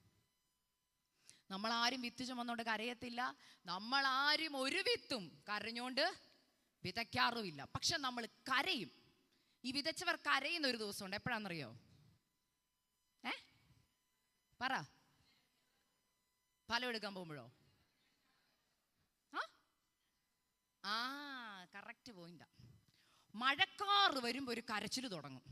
എനിക്കുണ്ട്, ഞങ്ങളുടെ ചർച്ചിൽ ഒരു അങ്കിളിനുണ്ടായിരുന്നു. അപ്പം എനിക്ക് ഓർമ്മയുണ്ട്, അങ്കിൾ അപ്പം തന്നെ വിളിച്ചു പറയും, പാസ്റ്ററെ മഴക്കാറ് വരുന്നുണ്ട്, പ്രാർത്ഥിക്കണേ, ഈ പ്രാവശ്യത്തെ ഇതൊന്നും പോകാതിരിക്കും, കതിരൊന്നും പോവരുത്. അപ്പോഴത്തേന് പിന്നെ ഭയങ്കര പ്രാർത്ഥന ഉപവാസമൊക്കെയാ. അപ്പം കരയും. പക്ഷെ വിതയ്ക്കുമ്പോഴും കരയാറില്ല, കൊയ്യുമ്പോഴും കരയാറില്ല. നശിക്കുന്നു എന്ന് കാണുമ്പോൾ കരയാൻ തുടങ്ങും, പ്രതികൂലം വരുന്നുവെന്ന് കാണുമ്പോൾ കരയാൻ തുടങ്ങും. എന്നാൽ ഇവിടെ ഞാൻ പറഞ്ഞല്ലോ, ഞാൻ പറയുന്നതിനെ കട്ട് ചെയ്തൊന്നും ആരും ഇട്ടേക്കല്ലേ, ഞാൻ പറയുന്ന അർത്ഥം അതുപോലെ മനസ്സിലാക്കണേ. പരിശുദ്ധാത്മാവിന് തെറ്റുപറ്റിയെന്നല്ല ഞാൻ പറഞ്ഞേക്കുന്നത്. ഞാൻ പറഞ്ഞ നമ്മുടെ മാനുഷികമായ കണ്ണുകൊണ്ട് ആ വാക്യം വായിച്ചാൽ നമുക്ക് പൊരുത്തപ്പെടാൻ പറ്റത്തില്ല. നമ്മളാണെങ്കിൽ ആ സങ്കീർത്തനക്കാരനെ തിരുത്തും, സഹോദര കരഞ്ഞുകൊണ്ടാരും വിതയ്ക്കാറില്ല. അതുകൊണ്ട് നിങ്ങൾ എഴുതേണ്ടത് എങ്ങനാ? സന്തോഷത്തോടെ വിതയ്ക്കുന്നവർ ഭയങ്കര സന്തോഷത്തോടെ കൊയ്യും. പിന്നെ ഇടയ്ക്കൊന്ന് കരയാം. പക്ഷെ സങ്കീർത്തനക്കാരൻ പറയാ, മക്കളെ, നിങ്ങൾ ഈ വാക്യം വായിച്ചിട്ട് സാധാരണ ഒരു കൊയ്ത്തും സാധാരണ വിത്തും ഒക്കെ ആയിട്ട് നിങ്ങൾ കാണുമ്പോൾ, ഞാൻ ഇതിൻ്റെ ആത്മീകമായ മർമ്മത്തെ നോക്കിയിട്ട് നിങ്ങളോടൊരു ആത്മീക ദൂത് വിളിച്ചു പറയുക. എന്താണെന്നറിയാമോ? നമ്മളിത് വെറും വിത്തായിട്ട് കാണുമ്പോൾ സങ്കീർത്തനക്കാരൻ പറയുക, ഞാനിവിടെ ഈ വിത്തെന്ന് ഉദ്ദേശിക്കുന്നത് നിങ്ങളോട് ദൈവം പറഞ്ഞ വാഗ്ദത്തങ്ങളെയാ, നിങ്ങളോട് ദൈവം പറഞ്ഞിരിക്കുന്ന ദൂതുകളെയാ, നിങ്ങളുടെ കരങ്ങളിൽ ദൈവം തന്നിരിക്കുന്ന ശുശ്രൂഷയാ, നിങ്ങളോട് ദൈവം നിങ്ങളുടെ കരങ്ങളിൽ തന്ന തലമുറകളെയാ വിത്തെന്ന് ഇവിടെ ഉദ്ദേശിക്കുന്നത്. അതെങ്ങനെയാ മനസ്സിലായത്? ഈ സങ്കീർത്തനത്തിന് തുടക്കത്തിൽ ഇതില്ലേ, യഹോവ സിയോന്റെ പ്രവാസികളെ മടക്കി വരുത്തിയപ്പോൾ, അത് ഇസ്രായേൽ ജനം എന്ന് പറയുന്ന ദൈവത്തിന്റെ കരത്തിലെ എന്തുവാണെന്നറിയോ? ശരിക്കും വിത്ത. ഹല്ലേലൂയ. നമ്മൾ ദൈവത്തിന്റെ കരത്തിലെ വിത്ത. ഇവിടെ പറയുക, കണ്ണുനീരോടെ വേണം നീ വിതയ്ക്കാൻ. എല്ലാ ഇവിടെ ഇരിക്കുന്ന ഫ്രണ്ടിലിരിക്കുന്ന കുഞ്ഞുങ്ങളും എല്ലാ മാതാക്കളും പിതാക്കളും ഇത് കേൾക്കണം. ഞാൻ ഏറ്റവും കൂടുതൽ മാതാക്കളുടെ കണ്ണുനീര് കാണുന്ന ഒരാളാണ്. എന്നെ എല്ലാവരും വിളിച്ച് പ്രാർത്ഥനാ വിഷയം പറയുമ്പോൾ ഏറ്റവും കൂടുതൽ കിട്ടുന്ന പ്രാർത്ഥനാ വിഷയം എന്താണെന്ന് ചോദിച്ചാൽ ഞാൻ പറയും, സിസ്റ്ററെ എൻ്റെ കുഞ്ഞുങ്ങളെ ഓർത്താ കരയുന്നത്. അപ്പം ഞാൻ ആൻറ്റിമാരോട് ചോദിക്കുന്ന ഒരു കാര്യമുണ്ട്, എത്ര നാളായി വിശ്വാസത്തിൽ? ഇത്ര വർഷമായി വിശ്വാസത്തിൽ. ഇപ്പം എന്താ പറ്റിയേ? ആരംഭത്തിലൊക്കെ കുഞ്ഞിന് ഒരു കുഴപ്പമില്ല, ഇപ്പം മക്കൾ ചർച്ചയിൽ വരപ്പം ഞാൻ ആൻറ്റിമാരോട് ചോദിക്കും, ഉപവസിക്കാറും പ്രാർത്ഥിക്കാറും ഒക്കെ ഉണ്ടോ? അങ്ങനെ ഞാൻ അങ്ങോട്ട് ഉപവസിച്ചിട്ടില്ല. പ്രാർത്ഥിക്കും, പക്ഷെ ഉപവാസം ഒന്നും ഇല്ല. പക്ഷെ ഉപവസിക്കാൻ തുടങ്ങും എപ്പോഴാണെന്നറിയോ? തലമുറ വഴിവിട്ടു തുടങ്ങുമ്പോൾ, തലമുറ കയ്യിൽ നിന്ന് പ്രവാസത്തിലേക്ക് പോകുന്നു എന്ന് കാണുമ്പോൾ ഒരു കരച്ചിലുണ്ട്. എന്നാൽ ഇവിടെ സങ്കീർത്തനക്കാരൻ പറയുക, നിന്റെ കയ്യിൽ തലമുറ ഒരു വിത്തായിട്ടിരിക്കുമ്പോൾ, ഹല്ലേലൂയ, നിന്റെ ശുശ്രൂഷയുടെ വാഗ്ദത്തം നിനക്ക് ലഭിക്കുമ്പോൾ, തലമുറകളെ കുറിച്ചുള്ള വാഗ്ദത്തം നിങ്ങൾക്ക് ലഭിക്കുമ്പോൾ, ഇവിടെ പറയുക അപ്പ തൊട്ട് കരയാൻ തുടങ്ങണമെന്ന്. ഇതിന്റെ ആത്മീകാർത്ഥം എത്ര പേർക്ക് മനസ്സിലായെന്ന് എനിക്ക്, അതുകൊണ്ട് ആരും സ്തോത്രം പറയാതിരിക്കുന്നേ. നിങ്ങളുടെ നാളത്തെ കണ്ണുനീര് വരാതിരിക്കാൻ ഇന്ന് പരിശുദ്ധാത്മാവ് നിങ്ങളെ ബുദ്ധി ഉപദേശിക്കുക. അല്ലെങ്കിൽ യങ് മദേഴ്സിനോട് പറയും, ഇപ്പോൾ കല്യാണമൊക്കെ കഴിച്ച് അല്ലെങ്കിൽ ഭാവി കല്യാണം കഴിക്കാൻ ആഗ്രഹിച്ചിരിക്കുന്ന അമ്മമാരോടൊക്കെ ഞാൻ അല്ലെങ്കിൽ യങ് പെൺകുട്ടികളോട് ഞാൻ പറഞ്ഞു തരിക, നിങ്ങളുടെ ഭാവി, നിങ്ങളുടെ ജീവിതം ഇതൊക്കെ നിങ്ങളുടെ കയ്യിലെ വിത്താ. നിങ്ങളുടെ കുടുംബജീവിതം നിങ്ങളുടെ ഒരു വിത്താ. ഇപ്പോൾ നിങ്ങൾ എങ്ങനെ വിതയ്ക്കുന്നോ അതുപോലെ ഇരിക്കും ആർപ്പോടുള്ള കൊയ്ത്ത്. അല്ലെങ്കിൽ ഇപ്പം അതിനെ നിസ്സാരമായിട്ട് കണ്ടാൽ ആർപ്പോടെ കൊയ്യാൻ പറ്റത്തില്ല. അതുകൊണ്ട് ഇവിടെ സങ്കീർത്തനക്കാരൻ എഴുതിയിരിക്കുക, കണ്ണുനീരോടെ വിതയ്ക്കണോന്ന്. ഇനി എന്താണ് കണ്ണുനീരോടുള്ള വിതയെന്ന് ഞാനൊന്ന് എക്സ്പ്ലെയിൻ ചെയ്യാം. നിങ്ങളെല്ലാവരും, ഞാൻ പറഞ്ഞില്ലേ പാവയ്ക്ക പറഞ്ഞ ഓർമ്മയുണ്ടോ? ഒരു പാവയ്ക്കായ്ക്കകത്തു, ഉദാഹരണം പറയാം, ഞാൻ എല്ലാ ഉദാഹരണം പറയുന്ന ആളായിട്ടൊന്നും തോന്നില്ല കേട്ടോ. പാവയ്ക്കായ്ക്കകത്ത് നമ്മൾ മുറിച്ച് കഴിയുമ്പോൾ എത്ര കുരു കാണും? കുറഞ്ഞത് ഇത്രയുള്ള നീളമുള്ള പാവയ്ക്കാണെങ്കിൽ ഏകദേശം. അടുക്കളയിൽ കയറുന്ന ആൻറ്റിമാരൊക്കെ എന്ന് പറഞ്ഞേ, മൂവാറ്റുപുഴക്കാർ പാവയ്ക്ക ഇഷ്ടമില്ലാത്തവരാണോ? 10-20 എണ്ണം കാണും അല്ലേ? ഈ 10-20 എണ്ണം കൊണ്ട് കുഴിച്ചിടും ആൻറ്റി? എത്ര എണ്ണം കൊണ്ട് കുഴിച്ചിടും? അതിന് നല്ലത് നോക്കി എത്ര എണ്ണം? എന്നാലും 3-4 എണ്ണം കൊണ്ട് ഇടും. നമുക്ക് 5 എണ്ണം എടുത്തേക്കാം. 5 എണ്ണം കൊണ്ട് ഇടുന്നു. ഈ അടുക്കളയിൽ നിന്ന് ഇത് എടുത്തുകൊണ്ട് കൈ പിടിച്ചുകൊണ്ട് പറമ്പിലേക്ക് പോകുമ്പോൾ നിങ്ങൾ ഒരു പാവയ്ക്ക കായ്ക്കണമെന്ന് പ്രാർത്ഥിച്ചുകൊണ്ടാണോ പോകുന്നത്? 3 എണ്ണം അല്ലേ നടന്നുള്ളോ? 3 എണ്ണം കിട്ടുമോ? നിങ്ങൾ എന്ത് പ്രതീക്ഷിച്ചാ നടന്നേ? എത്രയധികം പ്രതീക്ഷിക്കും? ഇനി ജീവിതകാലം മുഴുവൻ ഞങ്ങളുടെ വീട്ടിൽ പാവയ്ക്ക ഉണ്ടാവുന്ന രീതിയിൽ അങ്ങോട്ട് കായ്ച്ചാൽ അങ്ങോട്ട് ഇല പോലും കാണാതെ കായ്ക്കണം എന്നുള്ള നിലയിലല്ലേ നിങ്ങൾ അതുകൊണ്ട് കുഴിച്ചിടുന്നേ? അതാ പറഞ്ഞ, നിങ്ങൾക്കൊരു പ്രതീക്ഷയുണ്ട് നിങ്ങളുടെ മുഖത്ത്. അതുകൊണ്ടാണ് കണ്ണുനീര് വരാത്ത. ഭയങ്കര ചിരിയോടെ കൊണ്ട് കുഴിച്ചങ്ങോട്ടിടുന്നു. ഇട്ട് കഴിഞ്ഞ് നിങ്ങൾ ചെയ്യുന്ന ഒരു കാര്യമുണ്ട്, എന്താണെന്നറിയോ? കുരുവിട്ടു, മണ്ണിട്ടു. അടുത്ത സ്റ്റെപ്പ് എന്തുവാ അമ്മ ചെയ്യുന്നേ? എന്തിനാ വെള്ളം ഒഴിക്കുന്നേ? നാളെ വെള്ളം ഒഴിച്ചാൽ പോരെ? എന്തിനാ ഇപ്പൊ വെള്ളം ഒഴിക്കുന്നേ? വിത്ത് പൊട്ടണമെങ്കിൽ വെള്ളം വേണം. നീ ദൂതിലേക്ക് വരികയാ.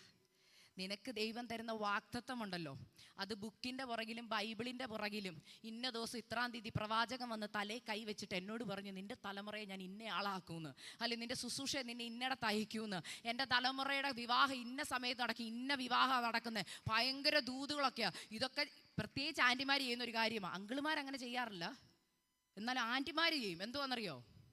ബൈബിളിൻ്റെ പുറത്തങ്ങോട്ട് എഴുതിയിടും, ഇത്രാം തീയതി ഇത്രാം ദിവസം ഇന്നയാൾ വന്ന് ദൂത് പറഞ്ഞു. ഇത് വിത്താ കേട്ടോ. വിത്ത് എവിടെ ഉണ്ട്? ബൈബിളിൻ്റെ പുറത്തുണ്ട്. ബൈബിളിൻ്റെ പുറത്ത് ഇത് ജീവിതകാലം മുഴുവൻ കിടക്കും. മറുപടി കിട്ടാതെ വരുമ്പോൾ കുറച്ച് പാട്ട് പാടി പ്രാർത്ഥിക്കാൻ നേരത്ത് ബൈബിൾ എടുക്കുമ്പോഴായിരിക്കും, അയ്യോ എൻ്റെ കൊച്ചിനോട് ഇന്ന ദൂത് പറഞ്ഞതാ ഒന്നും. എന്നിട്ട് സ്വർഗത്തിലോട്ട് നോക്കി കർത്താവിനോട് ഭയങ്കര പരാതിയാ. എന്തോ പരാതി? കർത്താവെ, അവരുടെ വീട്ടിലെ കല്യാണം നടന്നു, ഇവരുടെ വീട്ടിലെ കല്യാണം നടന്നു, അവരുടെ തലമുറ അനുഗ്രഹിക്കപ്പെട്ടു, ഇവരുടെ തലമുറ അനുഗ്രഹിക്കപ്പെട്ടു, എൻ്റെ തലമുറ മാത്രം ഇതുവരെ. കാരണം ആരാ? കരച്ചിൽ കണ്ടാൽ തോന്നും ആരാ കാരണം? കർത്താവ്. കർത്താവെ, അങ്ങെന്താ വൈകിക്കുന്നേ? ഇന്ന് അങ്ങനെയുള്ളവരോടൊക്കെ മറുപടിയാ പരിശുദ്ധാത്മാവ് ഒരൊറ്റ ഉത്തരം ഇന്ന് തന്നേക്കുന്നേ. കർത്താവ് ചോദിക്കുന്നത്, വിത്ത് ആരാ തന്നേ കയ്യില്? തലമുറ ആരാ തന്നേ? ശുശ്രൂഷ ആരാ തന്നേ? കർത്താവ്. ജീവിത പങ്കാളി ആരാ തന്നേ? കർത്താവ്. കർത്താവ് തരേണ്ട കാര്യം കർത്താവ് തന്നേ ഇല്ലേ? വിത്ത് കൈ തന്നോ? കർത്താവ് ചോദിക്കുന്നേ, വിത്ത് കൈ തരാനേ എനിക്ക് പറ്റത്തുള്ളൂ, നനയ്ക്കേണ്ടതും വളർത്തേണ്ടതും നീയാ. എന്ന് വെച്ചാൽ കയ്യിൽ വിത്ത് കിട്ടി, വാഗ്ദത്തം കിട്ടി, ആ വാഗ്ദത്തത്തെ നീ ചുമക്കണോന്ന് ബൈബിളിന്റെ പുറകിൽ എഴുതിയിട്ടാ പോരാ. ചുമക്കുക എന്ന് പറഞ്ഞാൽ ഹൃദയത്തിന്റെ പലകയിൽ അത് എഴുതിയിടണം. എൻ്റെ തലമുറയോട് ഇന്നൊരു വാഗ്ദത്തം ദൈവം പറഞ്ഞിട്ടുണ്ട്, എൻ്റെ ശുശ്രൂഷയെക്കുറിച്ചൊരു വാഗ്ദത്തം ദൈവം പറഞ്ഞിട്ടുണ്ട്, ആ വാഗ്ദത്തത്തെ നീ ചുമക്കണം. 2, ആ വാഗ്ദത്തത്തിന്റെ പുറത്ത് നീ കരയണം. ഇവിടെ എന്തുകൊണ്ട് കണ്ണുനീരോടെ വിതയ്ക്കണോന്ന് എഴുതിയെന്ന് ചോദിച്ചാൽ എൻ്റെ ഉത്തരം ഇതാ, വിത്ത് മണ്ണിൻ്റെ അടിയിലിട്ട് നീ കരഞ്ഞില്ലെങ്കിൽ ഇതിന് വെള്ളം കിട്ടത്തില്ല. മനസ്സിലായെന്ന് വിശ്വസിക്കുന്നു. ഇവിടെ ഉദ്ദേശിക്കുന്ന കണ്ണുനീര് എന്താണെന്നറിയാമോ? നിന്റെ വാഗ്ദത്തത്തിന്റെ പുറത്ത് നീ ദൈനംദിന ജീവിതത്തിൽ പ്രാർത്ഥനാ മുറിക്കുള്ളിൽ കയറി നീ ഒഴുക്കുന്ന ഓരോ കണ്ണുനീരും നിന്റെ ഈ വാഗ്ദത്തത്തിന്റെ വിത്തിന്റെ പുറത്താ വീഴുന്നത്. അത് വീഴും തോറും ഹല്ലേലൂയ മണ്ണിന്റെ അടിയിൽ കിടക്കുന്ന വാഗ്ദത്തം മുളയ്ക്കുക.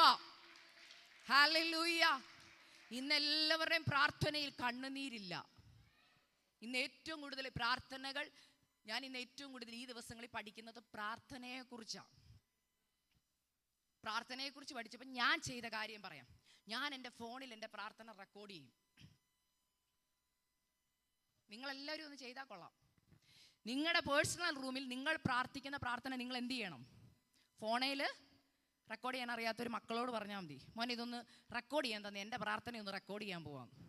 റെക്കോർഡ് ചെയ്തിട്ട് സ്വസ്ഥമായിട്ടിരിക്കുമ്പോൾ ഒന്ന് കേൾക്കണം. നമ്മൾ തന്നെ ഇരുന്ന് ചിരിക്കും. സത്യമാ. നിങ്ങൾ ഓർക്കും അങ്ങനെയൊന്നുമില്ല, എൻ്റെ പ്രാർത്ഥന നല്ല പ്രാർത്ഥനയാ. മനസ്സിലായോ ഞാൻ പറയുന്നേ? ആ പ്രാർത്ഥനയെന്ന് പറഞ്ഞാൽ നിങ്ങൾ ഇത്രയും നേരം നിങ്ങൾ പ്രാർത്ഥിച്ചു, കുറച്ച് നേരം നിങ്ങൾ ആ പ്രാർത്ഥന കേൾക്കുന്ന ദൈവത്തിൻ്റെ സ്ഥാനത്ത് നിങ്ങളൊന്ന് ആ പ്രാർത്ഥന കേൾക്കണം. കേട്ടാൽ പ്രാർത്ഥിച്ചതും പറഞ്ഞതും ദൈവം പറഞ്ഞ വാഗ്ദത്തങ്ങളും തമ്മിൽ ഒരു ബന്ധവും ഇല്ല. രണ്ടാമത്തെ പടി, ദൈവവുമായിട്ട് പോലും ബന്ധമില്ലാത്ത പോലെയാണ് നമ്മുടെ പ്രാർത്ഥന. ഞാൻ ഈ ഇടയ്ക്കൊക്കെ നിങ്ങളൊക്കെ കേട്ട് കാണും, എന്നാലും ഞാൻ ഈ ദിവസങ്ങളിൽ കഴിഞ്ഞ 1.5 വർഷമായിട്ട് ഞാൻ പഠിക്കുന്ന ഒരു വാക്കുണ്ട് ബൈബിൾ. ഇപ്പോഴും പഠിത്തം തീർന്നിട്ടില്ല കേട്ടോ.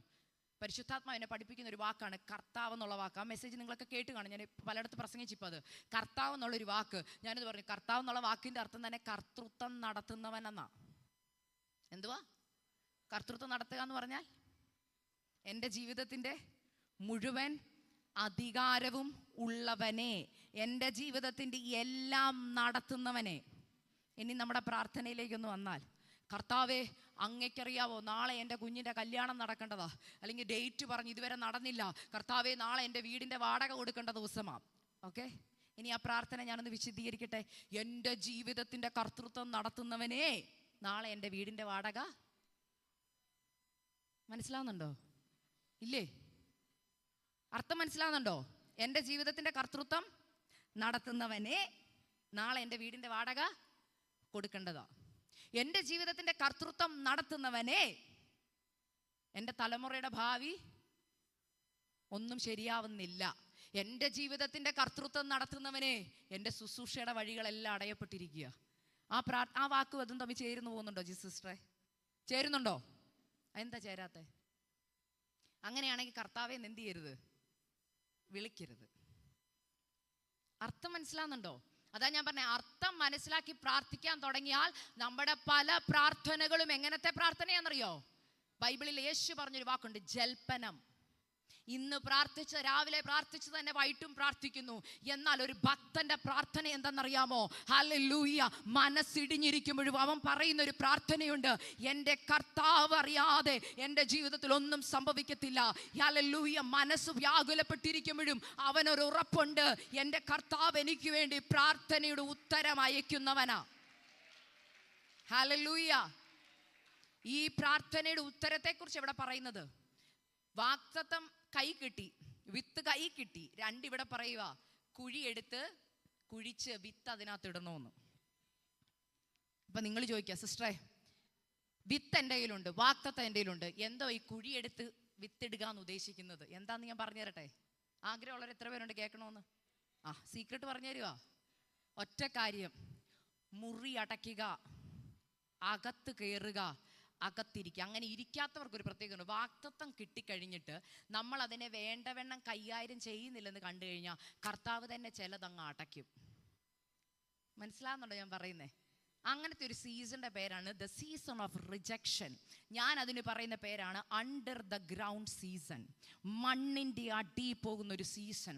അങ്ങനത്തെ സീസണിലുള്ള ആരെങ്കിലും ഇതിനകത്തുണ്ടെങ്കിൽ നിങ്ങൾക്കത് റിലേറ്റ് ചെയ്യാൻ പറ്റും.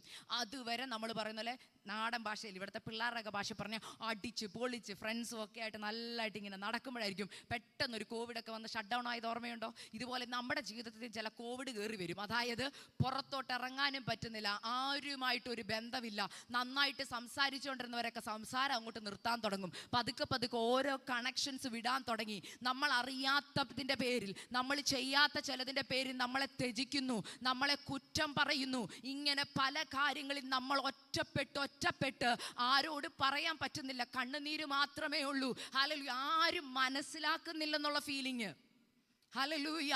അങ്ങനത്തെ ഒരു ഫീലിംഗ് കൂടെ കടന്നു പോകുമ്പോൾ ഓർത്തോണം, ദൈവം നിന്നെ മണ്ണിന്റെ അടിയിലേക്ക് ഇട്ടേക്കുക. നീ ഒരു വിത്ത. ഹല്ലേലൂയ. ആ വിത്തിനെ ദൈവം മണ്ണിന്റെ അടിയിൽ ഇടുക. മണ്ണിന്റെ അടിയിൽ പോകുന്ന വിത്തിനൊരു കാര്യം സാക്ഷ്യം പറയാനുണ്ട്. ഞാൻ ഇത്രയും നാളും പുറത്തായിരുന്നു, എല്ലാവരെയും എനിക്ക് കാണാമായിരുന്നു, എല്ലാവരുമായിട്ട് ഭയങ്കര സഹകരണമൊക്കെ ആയിരുന്നു. പക്ഷെ എന്താണെന്നറിയത്തില്ല, പെട്ടെന്ന് ഞാൻ മണ്ണിന്റെ അടിയിൽ പോയി. അതിന്റെ അർത്ഥം എന്നാണെന്നറിയോ? മണ്ണും വിത്തും വെള്ളവും സൂര്യനും. വിത്തിന് വേറെ ആരെങ്കിലുമായിട്ട് ബന്ധമുണ്ടോ? വിത്തിന് ആരൊക്കെയായിട്ട് ബന്ധം? മണ്ണ്, സൂര്യൻ, വെള്ളം. അതായത് പിതാവ്, പുത്രൻ, പരിശുദ്ധാത്മാവായിട്ട് മാത്രമേ ബന്ധമുള്ളൂ. അങ്ങനത്തെ സീസണിൽ കൂടെ പോയ ആരെങ്കിലും ഇതിനകത്തുണ്ടോ? എനിക്കുണ്ട് അങ്ങനെ ഒരു സീസൺ. ഹല്ലേലൂയ. 2024 എൻ്റെ ജീവിതത്തിൽ അങ്ങനത്തെ ഒരു സീസണായിരുന്നു. ശുശ്രൂഷയെ നല്ല രീതിയിൽ ഇങ്ങനെ പൊക്കോണ്ടിരുന്നപ്പോൾ, ഹല്ലേലൂയ, മെയ് മാസം 2024 മെയ് മാസത്തിൽ പരിശുദ്ധാത്മാവ് എന്നോട് പറഞ്ഞായിരുന്നു, ഹല്ലേലൂയ, പെട്ടെന്ന് നിന്നെ ഞാൻ ഒടിച്ചെടുത്തിട്ട് നിന്നെ മണ്ണിൻ്റെ അടിയിലേക്ക് ഇടുവാന്ന്. പക്ഷെ അന്ന് എനിക്ക് മനസ്സിലായില്ല, ഞാൻ ശുശ്രൂഷയിൽ ഇങ്ങനെ പോയി. പക്ഷെ ഒരു സീസൺ വന്ന് എൻ്റെ 3ാമത്തെ കുഞ്ഞിനെ ഞാൻ പ്രഗ്നൻ്റ് ആയ സമയത്ത് പെട്ടെന്ന് എല്ലാ കാര്യവും ഓക്കെ ആയിരുന്നു. അപ്പോൾ പെട്ടെന്ന് എനിക്ക് ശാരീരികമായ അസ്വസ്ഥതകൾ വന്നു. ഹല്ലേലൂയ. അന്ന് ദൈവാത്മാ എന്നോട് പറഞ്ഞിരുന്നു ആശുപത്രി പോയിരുന്നു, അതുകൊണ്ട് വീട്ടിൽ തന്നെ ഇരിക്കുക. പക്ഷേ പ്രത്യേകത ഇതാണ്, എനിക്ക് ആരോട് സംസാരിക്കും. ജിസി സിസ്റ്റർ അതിനൊരു എക്സാമ്പിളാണ്. ജിസി സിസ്റ്ററോട് ഞാൻ എൻ്റെ വിഷയങ്ങൾ പറഞ്ഞ് പ്രാർത്ഥിപ്പാനിടയായി തീർന്നു. നിങ്ങളൊക്കെ പ്രാർത്ഥിച്ചെന്നറിയാം, ദൈവം വിടുതൽ തന്നു. എന്നാൽ ഞാൻ പറയുന്ന ആ സീസണെ കുറിച്ചാണ് പറയുന്നത്. എല്ലാ കാര്യവും സ്മൂത്തായിട്ട് പോയി നല്ല രീതിയിൽ ഓടിക്കൊണ്ടിരിക്കുമ്പോൾ പെട്ടെന്ന് നമ്മളെ പിടിച്ച് റൂമിനുള്ളിലാക്കും. പെട്ടെന്ന് നടന്ന് എനിക്ക് ശ്വാസം മുട്ടൽ കൂടിയിട്ട് എനിക്ക് ഒരു വാക്ക് പോലും സംസാരിക്കാൻ പറ്റത്തില്ല. ഒരു വാക്ക് സംസാരിക്കുമ്പോൾ 10 വട്ടം ചുമയ്ക്കും. അപ്പം ഞാൻ ഫോൺ സ്റ്റോപ്പ് ചെയ്തു. ആരുടെയും ഫോൺ അറ്റൻഡ് ചെയ്യുന്നില്ല. 2, വീട്ടിൽ ആരെങ്കിലും വരുവാണെങ്കിൽ ഞാൻ പറയും ആരും വരണ്ടെന്ന് പറയും. കാരണം എനിക്ക് ആരെയും കാണാൻ വയ്യ, സംസാരിക്കാൻ വയ്യ. വന്നാൽ ഒരു ഹായ് എങ്കിലും പറയണം. എനിക്ക് പറ്റത്തില്ല, ഭയങ്കര ചുമയാണ്. ഞാനിത് പറയാൻ കാരണം, ആ സീസൺ ഓൾമോസ്റ്റ് 9 മാസവും തന്നെ പറയാം, ഞാൻ മണ്ണിൻ്റെ അടിയിലായിരുന്നു. ഹല്ലേലൂയ. ആ റൂമിലെ എനിക്ക് ഇന്നും ഓർമ്മയുണ്ട് ആ ദിവസങ്ങൾ. ഞാനും എൻ്റെ ദൈവവും മാത്രമായിട്ടുള്ള ബന്ധം. ഹസ്ബൻഡ് രാവിലെ ജോലിക്ക് പോകും, അല്ലെങ്കിൽ മൂത്ത കുഞ്ഞുങ്ങൾ 2 പേരും സ്കൂളിൽ പോകും. ഞാൻ ആ പ്രാർത്ഥനാ മുറി കിടന്നിട്ട്, അപ്പാ ഈ കഷ്ടത കൊണ്ട് അപ്പൻ എന്താ ഉദ്ദേശിക്കുന്നതെന്ന് എനിക്ക് അറിയത്തില്ല. അന്ന് എന്നോട് എൻ്റെ പിതാവ് പറഞ്ഞൊരു വാക്കുണ്ട്, ചില ദൂതുകൾ നിനക്ക് എനിക്ക് കൈമാറാനുണ്ട്, ചില വാഗ്ദത്തങ്ങൾ ഞാൻ നിനക്ക് പുതിയത് തരാനുണ്ട്. നീയും ഞാനും മാത്രമായിട്ടുള്ള ഈ സമയമുണ്ടല്ലോ, ഞാനായിട്ട് അനുവദിച്ചതാ. കാരണം നീ ഇപ്പം മണ്ണിൻ്റെ അടിയിലാ. നിനക്ക് ഞാനുമായിട്ട് മാത്രമേ ബന്ധമുള്ളൂ. ഈ ബന്ധം എന്തിനെന്നറിയാമോ? ദൈവം നേരിട്ട് പറയേണ്ട ചില ദൂതുകളുണ്ട്, ദൈവം നേരിട്ട് അറിയിക്കേണ്ട ചില മർമ്മങ്ങളുണ്ട്. അതിന് നിന്നെ എനിക്ക് തനിച്ച് കിട്ടണം. അതിന് വേറൊരു ഭാഗത്ത് എഴുതിയിട്ടുണ്ട്, ഞാൻ നിന്നെ തനിയെ മരുഭൂമിയിലേക്ക് കൂട്ടിക്കൊണ്ടുപോയി നിന്നോട് ഹൃദ്യമായി സംസാരിക്കും. നിങ്ങളിവിടെ പലര് ഈ ദൂതിനോടൊക്കെ റെസ്പോണ്ട് ചെയ്യുന്നുണ്ട്. ചിലരിവിടെ ഇരുന്നിട്ട് എന്നെ ഇതെന്തോ സിസ്റ്റർ പറയുന്നതെന്ന് ചോദിക്കുക. അതിനുള്ള മറുപടിയും കൂടെ ഞാൻ പറയാം. നിങ്ങൾക്ക് വിഷയങ്ങളൊന്നും കാണത്തില്ലായിരിക്കും. ഇപ്പം ഞാൻ ഈ പറയുന്ന ദൂതുമായിട്ട് നിങ്ങൾക്ക് ഒരു റിലേഷനും കാണത്തില്ല. പക്ഷെ പരിശുദ്ധാത്മാവ് മറ്റൊരു, ഞാൻ പറയും ഇതിലേക്ക് വരിക, ദൂതിൽ ഇങ്ങനെ പറഞ്ഞു വരുമ്പോൾ നിങ്ങൾക്ക് മനസ്സിലാവും, നമുക്കിപ്പോൾ ഇതിനൊന്നും റെസ്പോണ്ട് ചെയ്യാൻ പറ്റുന്ന നമ്മുടെ ജീവിതത്തിൽ പ്രശ്നങ്ങളൊന്നും ഇല്ല. ഇപ്പം ഞാൻ പറഞ്ഞ മേഖലയിൽ നോക്കുമ്പോൾ എൻ്റെ മക്കൾ സെറ്റിലായി, എനിക്ക് കരയാൻ മാത്രം ഒന്നും ഇല്ല. ഞാൻ പണ്ട് ഒത്തിരി, ഞാൻ അങ്ങനെ കേട്ടിട്ടുണ്ട് ചിലർ പറഞ്ഞു, പണ്ട് ഒത്തിരി കരഞ്ഞതാ മോളെ, ഇനി കണ്ണുനീരൊന്നും ഇല്ല, ഇനി കരയാനൊന്നുമില്ല, ഇനിയും കരയണമെന്ന്. അത് എന്തിനെന്ന് ഞാൻ പറയാം. നമ്മളെല്ലാം ഒരു വിത്താന്ന് ഞാൻ പറഞ്ഞത് ഓർമ്മയുണ്ടോ? ഉണ്ടല്ലേ? ഓർമ്മയുണ്ടല്ലോ. നമ്മളെ ദൈവം നട്ടത് എവിടാ? കർത്താവിൻ്റെ മുന്തിരിത്തോട്ടത്തിലാ നട്ടേക്കുവാ. പക്ഷെ നമ്മൾ തക്ക സമയത്ത് കിളിർത്ത് പുറത്തു വന്നില്ലെങ്കിൽ എന്നാ പറ്റുന്നേ? അവിടെ കിടന്ന് നശിച്ചു പോവും. പക്ഷെ കർത്താവ് ചെയ്യുന്നു. ഇപ്പം ഇവിടെ നിങ്ങൾക്കൊരു സഭയുണ്ട്, ദൈവദാസനുണ്ട്. ഇവരെല്ലാ ദിവസവും വചനം പറഞ്ഞ് നിങ്ങളെ നനച്ചുകൊണ്ടിരിക്കുക. ഈ മണ്ണിൻ്റെ അടിയിലേക്ക് ഈ വിത്ത്, ഈ വെള്ളം വരുമ്പോൾ അതിനെ വലിച്ചെടുത്ത് വളർച്ച പ്രാപിക്കേണ്ടത് വിത്തിൻ്റെ ചുമതലയാണ്. എന്നാൽ വന്നു ഇരുന്നു കേട്ടു പോയി, എന്നെ ബാധിക്കുന്നതല്ലെന്ന് പറയുമ്പോൾ നീ വളരുന്നില്ല. ഹല്ലേലൂയ. ഒരു ദിവസം മണവാളം വരുന്നുണ്ട് തൻ്റെ കൊയ്ത്തിൻ്റെ, ഹല്ലേലൂയ, വിത്തെടുക്കാൻ, അല്ലെങ്കിൽ ഹല്ലേലൂയ ആർപ്പോടെ കൊയ്യാൻ വരുന്നുണ്ട്. കൊയ്യുമ്പോൾ കൊയ്യാൻ പാകത്തിന് നീ ഇല്ലെങ്കിൽ നഷ്ടമായി പോകും. ഞാൻ തുറന്നു പറയുക. ഹല്ലേലൂയ. ഇന്നതിൻ്റെ ഭീകരത്വം അല്ലെങ്കിൽ അതിൻ്റെ ഇമ്പോർട്ടൻസ് ആരും മനസ്സിലാക്കുന്നില്ല. നമ്മുടെ വിചാരം എപ്പോഴും കുഴപ്പമില്ലെന്നാ. ഹല്ലേലൂയ. ഇന്ന് ഞാൻ പറയാം, ഇന്ന് ചിലപ്പോൾ നിങ്ങൾ വിവാഹം കഴിച്ചിട്ടുണ്ടാവില്ല, അല്ലെങ്കിൽ ഒരു തലമുറയ്ക്ക് വേണ്ടി കാത്തിരിക്കുമായിരിക്കും. ഞാനൊരു കാര്യം പറയാം, എല്ലാ മാതാക്കളോടും പറയാം. എൻ്റെ മൂന്നാമത്തെ കുഞ്ഞിനെ ഗർഭിണിയായിരുന്ന സമയത്ത് പരിശുദ്ധാത്മാവിനോട് പറഞ്ഞ കാര്യമാ. കേട്ടവരുണ്ടാവാം, എന്നാലും ഞാൻ പറയും, കേൾക്കാത്തവർക്ക് വേണ്ടി പറയുക. ഹല്ലേലൂയ. മൂന്നാമത്തെ കുഞ്ഞിനെ ഗർഭിണിയായിരുന്നപ്പോൾ പരിശുദ്ധാത്മാവിനോട് പറഞ്ഞു, നീ ഉപവസിച്ച് പ്രാർത്ഥിച്ച് വേണം ഈ കുഞ്ഞിനെ നേടാനെന്ന്. നിങ്ങളെല്ലാവരും അറിയാവുന്ന കാര്യം, അമ്മമാരെ ഇവിടെ ഉള്ളവർക്കറിയാം, നമ്മൾ ഗർഭിണിയായിരിക്കുമ്പോഴാണ് ഏറ്റവും കൂടുതൽ ഭക്ഷണം കഴിക്കുന്നത്. അന്ന് എല്ലാവരും പറഞ്ഞൊരു വാക്കുണ്ട്, എന്തോ ഒരാൾക്കുള്ളതല്ല, പറ 2 പേർക്കുള്ളത് കഴിക്കണം. നമുക്ക് കിട്ടിയൊരു അവസരമല്ലേ.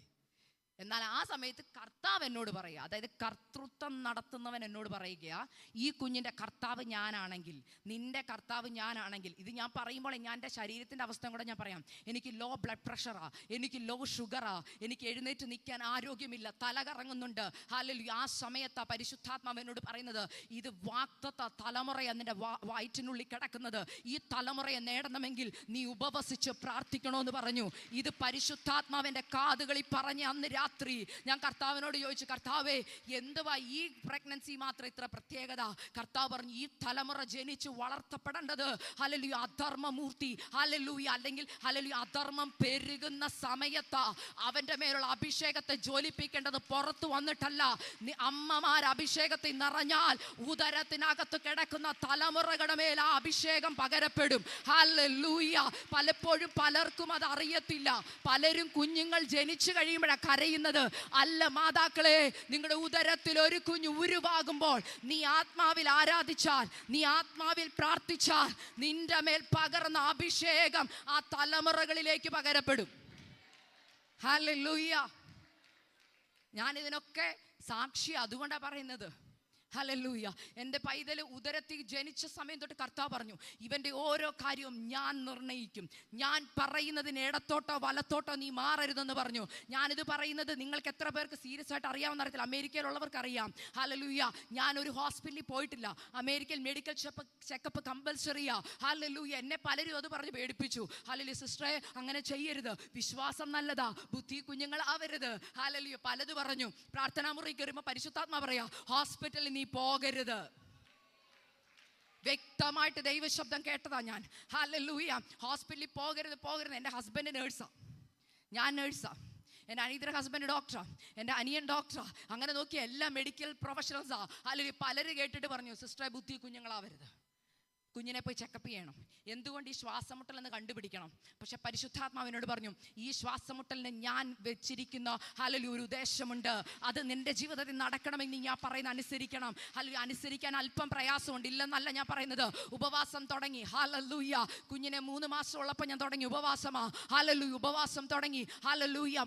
തുടർന്നു ഉച്ചവരെ. എല്ലാ ദിവസവും ഉച്ചയ്ക്ക് 1 മണിയാകുമ്പോഴേ ഞാൻ ഭക്ഷണം കഴിക്കത്തുള്ളൂ. ഇപ്പം രാത്രി 9 മണിക്ക് കഴിച്ചാൽ പിന്നെ ഉച്ചയ്ക്ക് 1 മണി. എത്ര മണിക്കൂറാന്ന് ഓർക്കണം. എന്നാൽ രാവിലെ എഴുന്നേറ്റ് ഒരു ഗ്ലാസ് വെള്ളം പ്രാർത്ഥിച്ചു കുടിക്കും. പ്രാർത്ഥനാ മുറി കയറി കഥ കടയ്ക്കും. അവിടെ കമന്ന് വീണ് ഞാൻ കരഞ്ഞിട്ടുണ്ട്. കാരണം ആരെയും കാണാൻ പറ്റുന്നില്ല. ഹല്ലേലൂയ. ആരുമായിട്ട് സംസർഗമില്ല. കർത്താവിനോട് പറഞ്ഞു, കർത്താവെ, ആരെങ്കിലും എന്നോടൊന്ന് സംസാരിച്ചിരുന്നെങ്കിൽ, ആരോടെങ്കിലും എനിക്ക് എൻ്റെ വേദനയൊന്ന് ഷെയർ ചെയ്യാൻ പറ്റിയിരുന്നു. ഒറ്റപ്പെടലിൻ്റെ വേദന അറിഞ്ഞവർക്കേ അതറിയത്തുള്ളൂ. എല്ലാവരും ചുറ്റുമുള്ളപ്പോഴും നമ്മൾ ഒറ്റപ്പെടുന്ന അവസ്ഥ ഭയങ്കരമാണ്. എന്നാൽ ചില സീസൺ ദൈവം അതിനെ അനുവദിക്കും. എന്തിനെന്നറിയാമോ? ആ വിത്തിൻ്റെ പുറത്ത് നിന്റെ കണ്ണുനീർ വീഴാനാ. ചിലപ്പോൾ ചോദിക്കത്തില്ല, എന്നെ എന്തിനാ ഇങ്ങനെ കുത്തുന്നെന്ന്. ഹല്ലേലൂയ. അങ്ങനെ കരഞ്ഞൊരു മാതാവിനെ പെട്ടെന്ന് നിങ്ങൾക്കൊന്ന് പരിചയപ്പെടുത്താം. മറ്റാരുമല്ല, ഹന്ന. ഹല്ലേലൂയ. ഹന്നായിക്ക് ദൈവം ഒരു വാഗ്ദത്തത്തെ കൊടുക്കണമെന്നുണ്ട്. പക്ഷെ ഹന്ന റിസീവ് ചെയ്യാൻ തയ്യാറല്ല. എന്നറിയോ? കംഫോർട്ടിനകത്താ. എന്തുകൊണ്ടാണെന്നറിയോ? ഞാൻ ചോദിക്കട്ടെ, നമ്മൾ പലപ്പോഴും പറഞ്ഞു, നമ്മളെ എൽക്കാനയെ പോലത്തെ ഒരു ഭർത്താവിനെ നിങ്ങൾക്ക് കിട്ടിയിരുന്നെങ്കിലോ? നമ്മൾ പറഞ്ഞാൽ എനിക്ക് മക്കളൊന്നും ആണെങ്കിൽ എൻ്റെ ഭർത്താവ് മതി എന്ന് പറഞ്ഞു. ശരിക്കും എൽക്കാന നല്ലൊരു ഭർത്താവാ. പക്ഷേ ദൈവത്തിനറിയാം സമയം അടുത്തോണ്ടിരിക്കുക. ഏലിയുടെ കുടുംബത്തിൽ വഷളത്തം കയറിക്കൊണ്ടിരിക്കുക. കർത്താവിൻ്റെ വാഗ്ദത്തത്തിന് വേണ്ടി റെസ്പോണ്ട് ചെയ്യുന്ന ആരുമില്ല. അപ്പോൾ ദൈവത്തിന് മനസ്സിലായി, ഹന്ന ഇങ്ങനെ ഇരുന്ന് പോകും. ആരാധനയ്ക്ക് വരിക, ലേഡീസ് മീറ്റിങ്ങിന് വരിക, ബൈബിൾ സ്റ്റഡിക്ക് കയറുക, വീട്ടിൽ പോവുക. പ്രത്യേകിച്ച് ഉദ്ദേശമൊന്നുമില്ല. എല്ലാ മീറ്റിങ്ങിനും ഉണ്ട്, വാതിക്കലുണ്ട്. പ്രത്യേകിച്ച് ഒരു ഉദ്ദേശവും. നമ്മുടെ സന്തോഷം അതാ, ഞാൻ എല്ലാത്തിനും പങ്കെടുക്കുന്നുണ്ട്. ചോദ്യം ഇതാ, നമ്മൾ എല്ലാത്തിനും പങ്കെടുക്കുന്നുണ്ട്, ദൈവത്തിന് വല്ല പ്രയോജനമുണ്ടോ? നമ്മളൊക്കെ നമ്മളോട് തന്നെ ചോദിക്കണം, കർത്താവ്, എന്നെ കൊണ്ട് ദൈവത്തിന് വല്ല പ്രയോജനം ഉണ്ടോ? ദൈവത്തിന് പ്രയോജനപ്പെടണമെങ്കിൽ ദൈവം പറയുന്നത് പോലെ നമ്മൾ ശബ്ദം കേൾക്കാൻ തുടങ്ങും. ദൈവം നമ്മളോട് സംസാരിക്കാൻ തുടങ്ങും. അങ്ങനെ കംഫോർട്ട് സോണിൽ ഇരുന്ന ഹന്നായെ ഞാൻ എപ്പോഴും ഓർത്തിട്ടുണ്ട്. എന്തുകൊണ്ടാണ് പെനീന എന്ന് പറഞ്ഞ വ്യക്തിയെ ദൈവം ഒരുക്കിയെന്ന് ഹന്നായെ കുത്താൻ. ഇവിടെ പുരുഷന്മാരും കൂടി ഇരിക്കുന്നത് കൊണ്ട് എനിക്ക് അങ്ങനെ തുറന്നു പറയാമെന്ന് അറിയത്തില്ല. എന്നാലും ഞാൻ തുറന്നു പറയുക, വീട്ടിൽ പോയി ആരും ഭാര്യമാരെ കുത്തരുത് കേട്ടല്ലോ. ദൈവം പറയുക. ഹല്ലേലൂയ. ഇവിടെ ഇരിക്കുന്ന എല്ലാവരും നല്ല ആൻറ്റിമാർ. എന്നാലും പെണ്ണുങ്ങളുടെ ഒരു സ്വഭാവം, നാച്ചുറൽ സ്വഭാവം ഞാനൊന്ന് പറയട്ടെ. ഞാനാണ് പെനീന എങ്കിൽ, നിങ്ങളെല്ലാവരും ഒരു നിമിഷം ചിന്തിക്കണേ. ഞാനാണ് പെനീന എങ്കിൽ ഞാൻ ഒരിക്കലും ആഗ്രഹിക്കത്തില്ല ഹന്നായ്ക്ക് മക്കളുണ്ടാവണമെന്ന്. കുത്തത്തുമില്ല. എന്തുകൊണ്ടെന്നറിയോ? പറയട്ടെ. പെനീനായ്ക്ക് എത്ര മക്കളുണ്ടായിരുന്നറിയോ? വേണ്ട, കുറഞ്ഞ ഞാനൊരു ഊഹിട്ട് പറയാം. ഹന്നായ്ക്ക് കൊച്ചുണ്ടാകുന്ന സമയത്ത് പെനീനായ്ക്ക് ഒരു 5 അല്ലെങ്കിൽ 10 മക്കൾ ഉണ്ടാവണമെന്നാണ് എൻ്റെ ഒരു ഊഹം. 5 മക്കളുണ്ടെന്നിരിക്കട്ടെ. 5 ആൺപിള്ളേർ. വീട്ടിലെ കാര്യം നോക്കണം, പിള്ളേരുടെ എല്ലാ കാര്യവും നോക്കണം. ഹന്നായ്ക്ക് കൊച്ചുണ്ടായാൽ പണിയിൽ പിന്നെ അവള് ശ്രദ്ധിക്കുക. ഹന്നായ്ക്ക് പിള്ളേരില്ലെങ്കിലുള്ള ഗുണം എന്നാ? എൻ്റെ പിള്ളേരെ നോക്കിക്കോളും, അടുക്കളയിൽ എനിക്കൊരു. നിങ്ങളൊക്കെ നല്ലവരാ, അതുകൊണ്ട് നിങ്ങൾ ആരും അങ്ങനെ ചിന്തിക്കും. ഞാൻ എൻ്റെ കാര്യമാണ് പറഞ്ഞത്. ഹന്നായ്ക്ക് കുഞ്ഞുണ്ടായാൽ എന്നാ പ്രശ്നം? ഞാനാണ് ചിന്തിക്കുക, എൻ്റെ മക്കൾക്കെല്ലാം കിട്ടണം അല്ലേ? ഭർത്താവിൻ്റെ അവകാശം മൊത്തം എൻ്റെ കുഞ്ഞുങ്ങൾക്ക് കിട്ടണം. ദൈവമേ, അവർക്ക് കൊച്ചുങ്ങളൊന്നും ഉണ്ടാവല്ലേ. ചിന്തിച്ചാൽ മതി കേട്ടോ. അങ്ങനെയൊക്കെ പ്രാർത്ഥിക്കുന്നുണ്ടെങ്കിൽ ചിന്തിക്കണം, മാനസാന്തരപ്പെട്ടണം. ഓക്കെ, ഞാനൊരു ഉദാഹരണം പറഞ്ഞു, ഒരു നേച്ചർ പറഞ്ഞതാ. എന്നാൽ ഒരിക്കൽ പോലും തോന്നാത്ത പെനീനയുടെ ഉള്ളിൽ ദൈവം ഒരു രാത്രി, ഞാൻ തുറന്നു പറയാം, പെനീനയുടെ ഹൃദയത്തെ ആരാ കഠിനപ്പെടുത്തിയെന്ന് ഞാൻ പറയും, ദൈവമാണ് കഠിനപ്പെടുത്തിയത്. ഞാനൊരു കാര്യം പറയട്ടെ. നിങ്ങളുടെ വീടിൻ്റെ പുറത്തുള്ളവർ നിങ്ങളെ കളിയാക്കിയാൽ നിങ്ങൾക്ക് വിഷമം വരുമോ? വിഷമം വരും. പക്ഷെ നമ്മൾ പറയുന്നൊരു അവർക്ക് എന്നെ അറിയത്തില്ല, മൈൻഡ് ചെയ്യത്തില്ലെന്ന് പറയും അല്ലേ. ഞാനത് വിട്ടുകളഞ്ഞു. പക്ഷെ നമ്മുടെ വീടിനകത്ത് നമ്മുടെ ഉള്ള അവസ്ഥ നല്ലതുപോലെ അറിയാവുന്ന ഒരു വ്യക്തി ഇല്ലേ? നമ്മുടെ കൂടപ്പുറപ്പിനെ പോലെ സ്നേഹിക്കുന്ന ഒരു ഫ്രണ്ട് നമ്മളെ കുത്തിയാലോ? നമ്മുടെ കുറവ് പറഞ്ഞ് നമ്മളെ കളിയാക്കിയാൽ നമുക്ക് വേദന ഉണ്ടാവോ? പെനീന അങ്ങനത്തെ ഒരു വ്യക്തിയാ. ശരിക്കും പെനീന നല്ലൊരു സഹോദരിയാ. ഹല്ലേലൂയ. ഒരുമിച്ച് ഒരടുക്കളയിൽ കുക്ക് ചെയ്യുമ്പോഴും എല്ലാം ഹന്ന എന്താ കടന്നു പോകുന്നെന്നും അവൾ കരയുന്നതും എല്ലാം പെനീന കണ്ടിട്ടുണ്ട്. നമ്മൾ പറയത്തില്ല അവളൊരു മനുഷ്യ സ്ത്രീയാണോന്നെങ്കിലും നമ്മൾ ചില വാർത്തകളൊക്കെ കേൾക്കുമ്പോൾ ചിന്തിക്കത്തില്ലേ, ശരിക്കും പെനീന നല്ലൊരു മനുഷ്യ സ്ത്രീയാ. പക്ഷേ ഒരു രാത്രിയിൽ ഹല്ലേലൂയ ദൈവം പെനീനയുടെ ഹൃദയത്തെ കഠിനപ്പെടുത്തി. എന്തിനാണെന്നറിയാവോ? മോളെ, ഒരു കുഴപ്പമുണ്ട്. ഒരു വാഗ്ദത്തം കൊടുക്കാൻ ഞാൻ ഇങ്ങനെ ആളെ തപ്പിക്കൊണ്ടിരിക്കുക. ഹന്നായ്ക്ക് കൊടുക്കണമെന്ന് ആഗ്രഹം, പക്ഷെ ഒരു കുഴപ്പമുണ്ട്. ആ വിത്ത് റിസീവ് ചെയ്യാൻ ആ മണ്ണ് നനഞ്ഞിട്ടില്ല. കിട്ടിയിട്ടില്ല ദൂത്.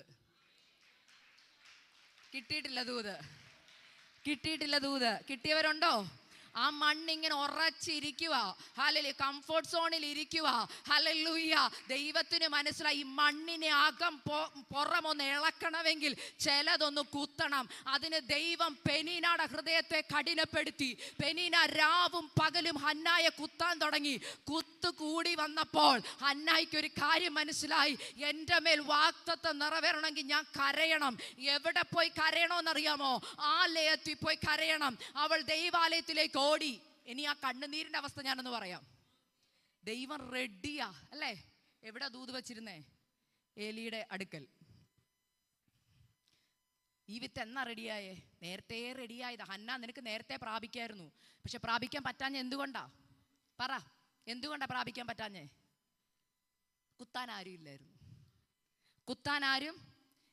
ഇതുവരെ കുത്തൊന്നുമില്ലായിരുന്നു സിസ്റ്റർ. ഈ ഇടയായിട്ട് 2026 കയറിയപ്പോൾ എൻ്റെ ജീവിതത്തിൽ ഭയങ്കര കുത്താന്ന് ആരെങ്കിലും ഇവിടെ ഇരുന്ന് പറയുവാണെങ്കിൽ, അകത്തും പുറത്തും പീഡനം വർദ്ധിക്കുവാന്ന് പറയുന്നുണ്ടെങ്കിൽ, ഞാൻ നിങ്ങളോടൊരു ദൈവിക ദൂത് പറയുക.